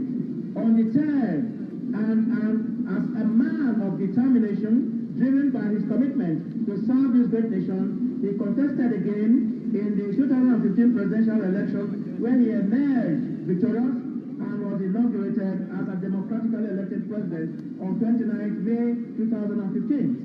After a successful 4-year tenure in office, President Muhammadu Buhari was re-elected for a second term on 23rd February 2019. Today, he is the very special guest of honor and reviewing officer for this historic 62nd Independence Anniversary Parade for Great Nation Nigeria. As a great sign of honor and appreciation, today's presidential parade being the 62nd Independence Anniversary to be inspected, and it will be officially the last for the special guest of honor to be inspected, and for this, the entire Nigerian Armed Forces, the Nigerian Police, and the various paramilitary security agencies and other bodies and organizations are using this unique opportunity to sincerely appreciate Mr. President during the past 8 years.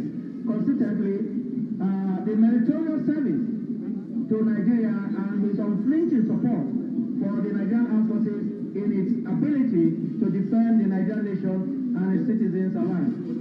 In further compliments to the special guest of honor, credible information reaching our announcer's desk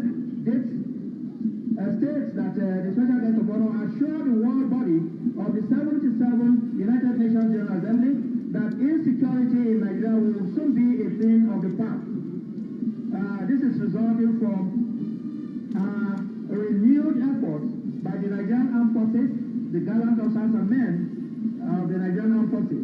He assured of credible elections in 2023 as Nigeria goes to the polls to elect a new president and other elective processes.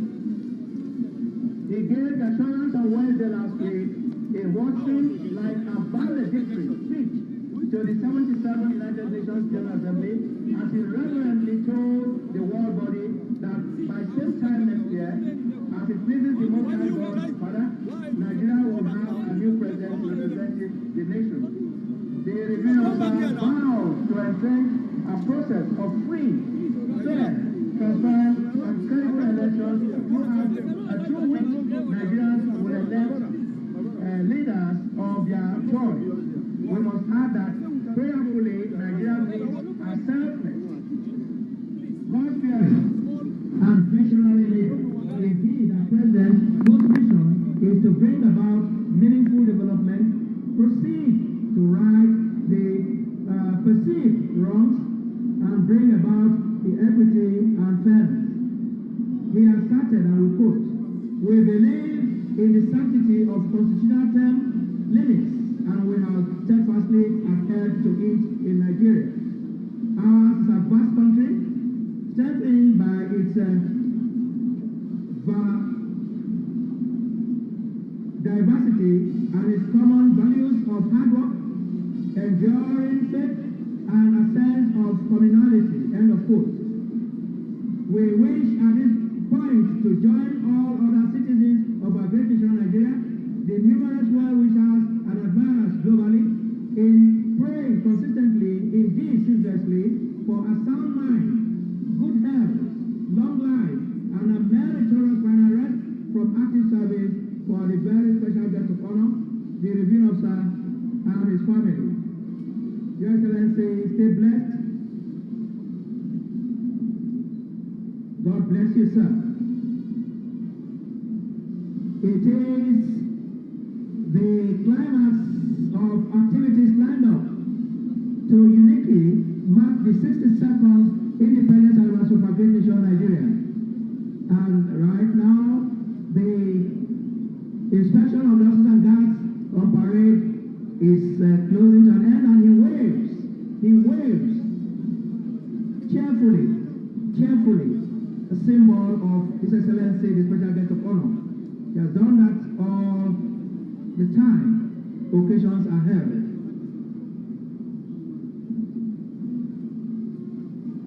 Come to the end of the inspection of the Massacre parade. Now, shortly, the parade commander, Lieutenant Colonel Salim Yusuf Hazan, who doubles as the commanding of 7th Guard Battalion, an ex-corps he is, would seek the presidential permission of Mr. President to carry on with the rest of the parade. Thus taking us to the next major segment. You may please take your seats, please, of this epoch-making occasion. That will be the march past in slow and quick time. We'll listen to that shortly. At this juncture, the microphone swings over to my co-announcer, Major Shai Omar. Major Omar, please. Thank you.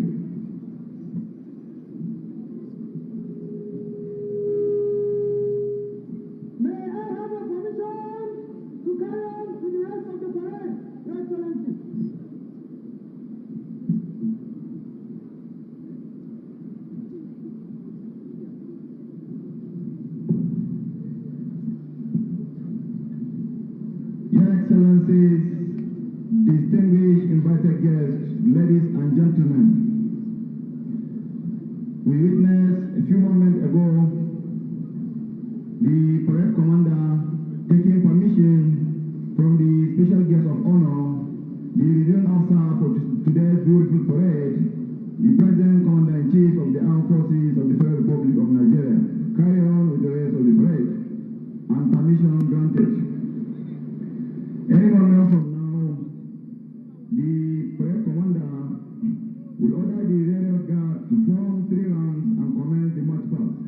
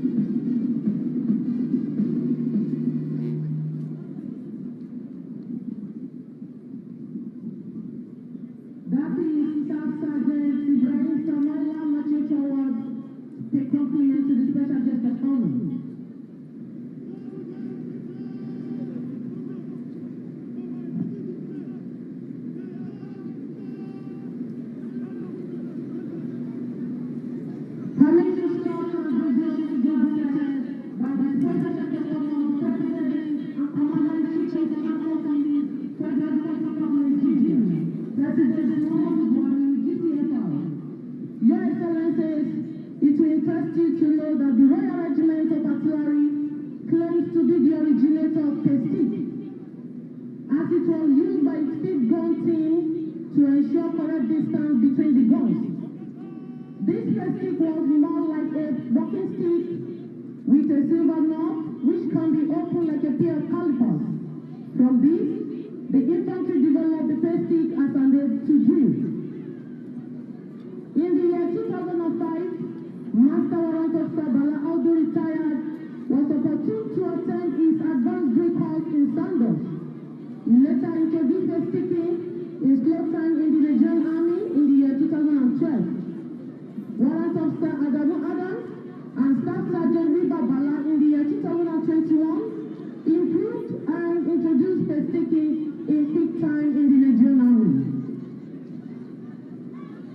What you are witnessing now, the bridge squad are twirling the stick while marching. As the stick can be made to walk alongside each other at the proper pace. The pestic has been improved to ensure 30 inches is achieved, as 30 inches is the normal marching pace in any parade. A pestic is a long stick usually carried by warrant officer, non-commissioned officers, drill instructors in the Nigerian Armed Forces as a symbol of authority. The stick can be opened so that the tip separates at fixed distance corresponding to various lengths of marching pace, such as quick march, slow march, etc. Holding their pestic now with their left arm, paying compliments to the special guest of honor.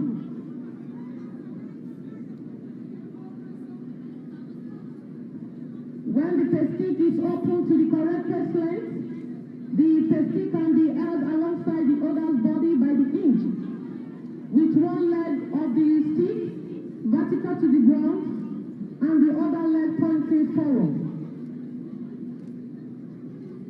While marching on parade, it is normally carried stuck tightly under the left arm and parallel to the ground, with the left hand grasping the stick near the top. A pestic usually consists of two pieces of wood, each at the top, a tampering toward the bottom, very similar to large wooden drafting compasses used on a school blackboard. They are usually sharp and fitted with highly polished brass. We can see the synchronization of steps, body movements alongside the pestic, showing professionalism and capability of the drill squad.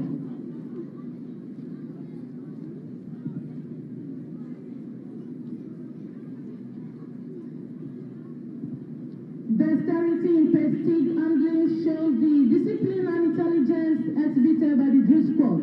Now what you are witnessing, they are about to close the pestic in order for them to march in quick time. They are closing the pestic with the help of the pestic gauge. As the pestic parts include the pestic head, the pestic front leg, pestic rear leg, pestic shoe, and pestic gauge. Marking time, preparation to march in quick time. As pestic can only be made to walk only during slow time.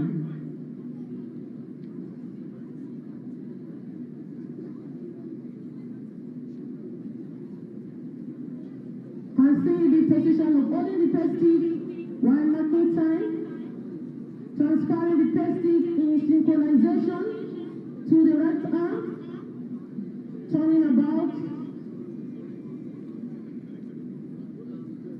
Beautiful, excellent good foot drill, emphasize the endurance and adaptability of troops in every circumstance they find themselves.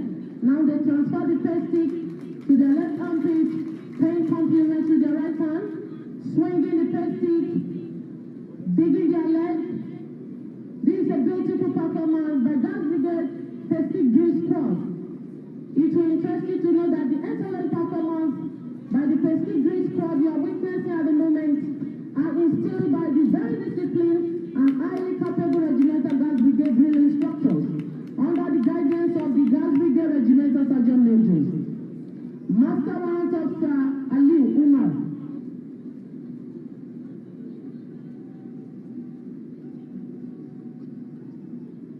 A resounding of applause for the Green Squad as they march out from this arena. At this moment, please permit me to switch the microphone back to Major Paul Abara, retired, to continue with the commentary. Major Abara, sir. Thank you very much, Lieutenant Lopodano. Your Excellency, the very special guest of honor. All protocols duly observed. Next will be the entertainment by the Nigerian Military School boys. Before the march on parade, we take a brief look at the historical evolution of the NMS. Now, the Nigerian Military School was established on 20 May 1954 with an initial intake of 30 boys known as the First Platoon. At inception, the school was named Boys Company of Nigeria, and the First Platoon was divided into 4 houses, namely Exham, English, Fairbanks, and Senior Tune. However, its history can be traced to 1951, when the idea of establishing Boys Company along the same pattern of the Boys Wing of British Army was conceived for each of the 4 British West African colonies, namely the Gambia, Gold Coast, Ghana, Nigeria, and Sierra Leone. The aim was to inculcate and encourage family tradition in the force, and the bulk of the pioneer sect were sons and wards of serving military personnel. In 1954 May, the Boys Company was established as a full-fledged training institution under the regimentation and administration of the defunct Nigerian Regimental Training Company, now Depot Nigerian Army, under the command of Captain W. Bassi, the first Nigerian commissioned military officer. 2 years later, the student population rose to 200. By 1957, the aim of the school was redefined with focus on the training of middle-cadre skilled manpower to replace the departing British colonial senior non-commissioned officers. Shortly, Your Excellency, Mr. President, the commander of the NMS boys will march towards the saluting days to seek the permission of Mr. President. We can see him there, pace-taking, measurably.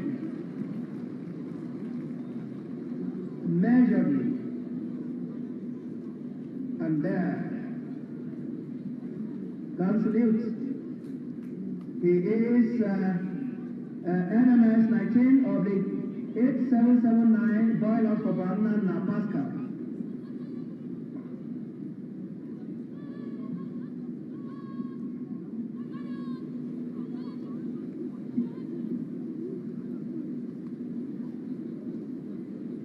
Presidential permission stopped there, and symbolic granted presidentially.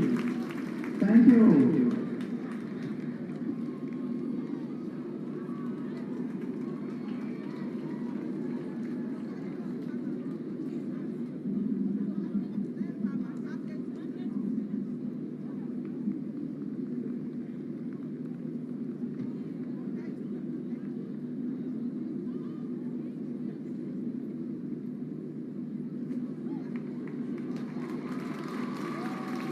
Thank you. Now proceed to commence their display.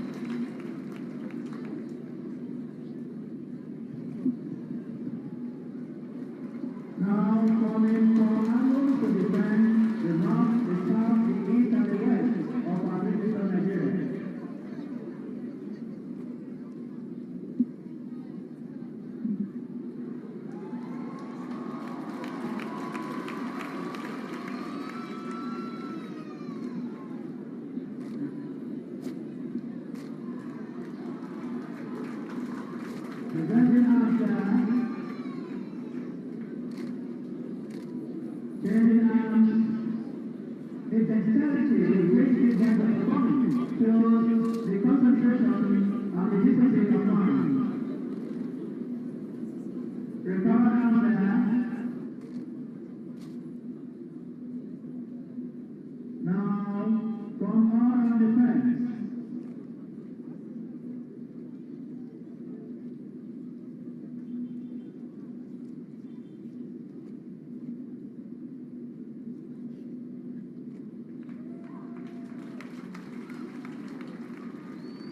Potentials.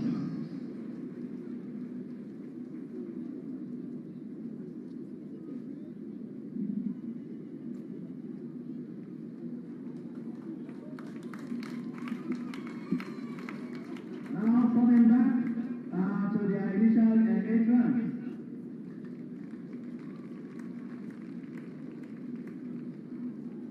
Shortly, there is splitting in and out to spin the extra rifle, that is the fabric national rifle. We can say that. The dexterity, the concentration, the discipline, based on very, very solid training. And next, thereafter turning left and right to reverse arms.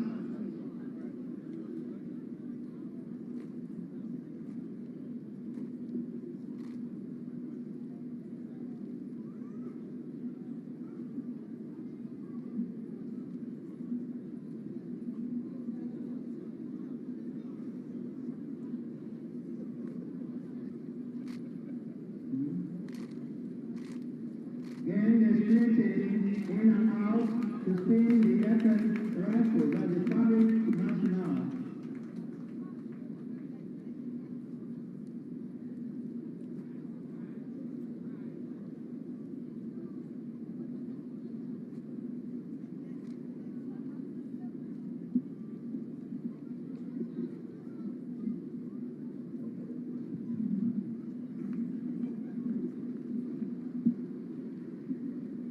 We can see the concentration there. We must commend the drill instructors, the RSM, the drill instructor Corporal Umar Mohammed. Now coming back to the initial exams.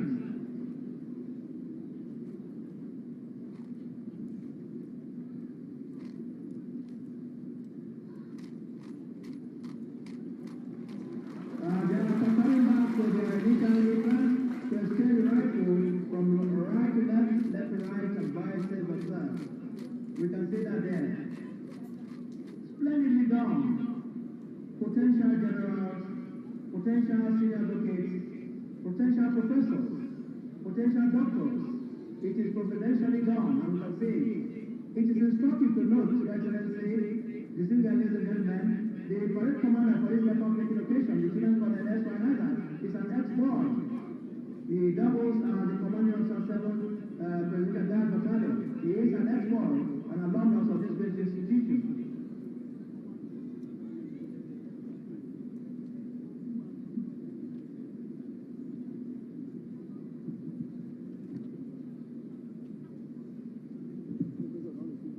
Your Excellency, what we are witnessing this moment is the acronym of the great schools, NMS.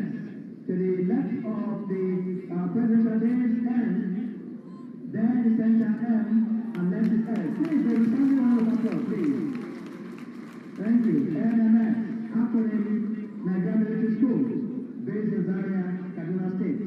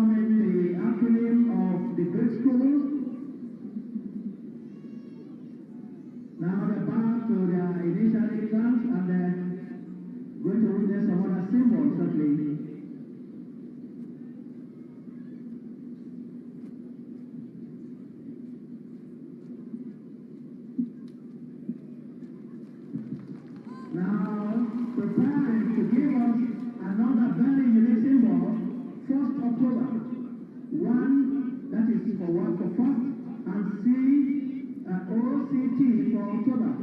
The day we are celebrating today, 62nd Independence Anniversary, 1st October 1960, our great nation got extricated from the apron strings of the colonial masters. Today, Nigeria is on its own, very, very, very, very symbolic there.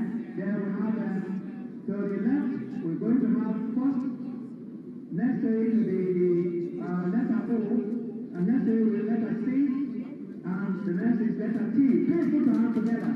1st October has been, the acronym is right there. 1st October. 1 for first, OCT for October. Thank you. Great dream. We must also commend the RSM of these great children. He is one of Sir Benjamin Mohammed.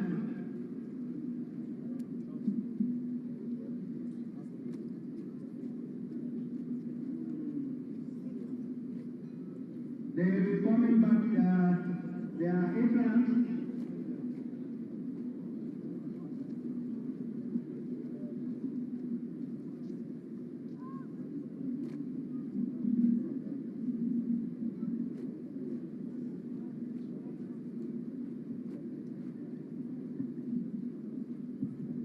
Now the next symbol they are going to display is a photo stand.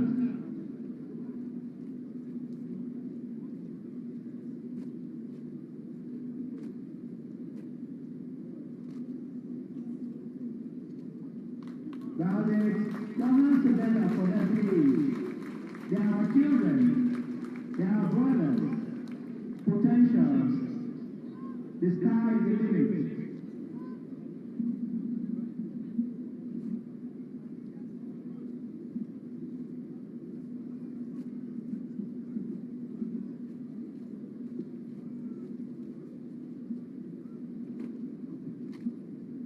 We can see the compliment there to the very special guest of honor, President Commander-in-Chief, the Review Officer of this great occasion of the 62nd Independence Anniversary, His Excellency Muhammad Buhari, GCFR. We want to commend the Commandant, the Present Commandant of the Nigerian Cisco Zaria. He is Brigadier General J.T. Ao. Thank you. Please your hands together for this great boys, please. They are all potentials. There are generals there. There are professors there. There are senior advocates there. Surgeons, doctors, lecturers. Name it. Thank you. At this juncture, the microphone now switches over to my co-announcer, the announcer's box, Major Shai Umar. Major Umar, please. Thank you.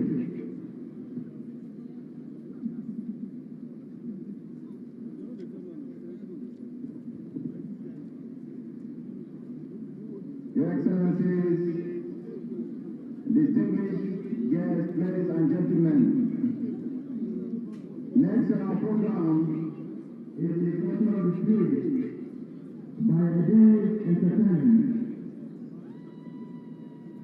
At this juncture, the Honorable will be proceeding to the Zuri Sharif to coordinate the cultural display.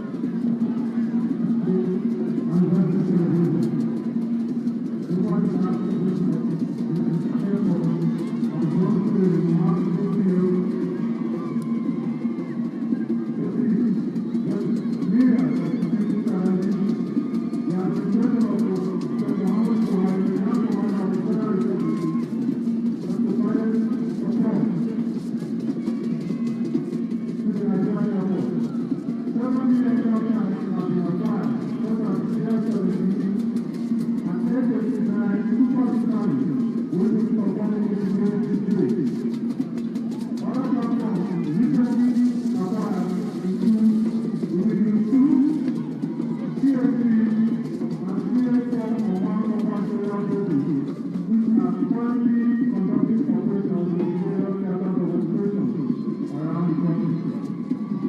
Furthermore, the Nigerian Air Force is currently expecting delivery of several other platforms, including F-340 standard aircraft, AN-1 Cobra helicopter,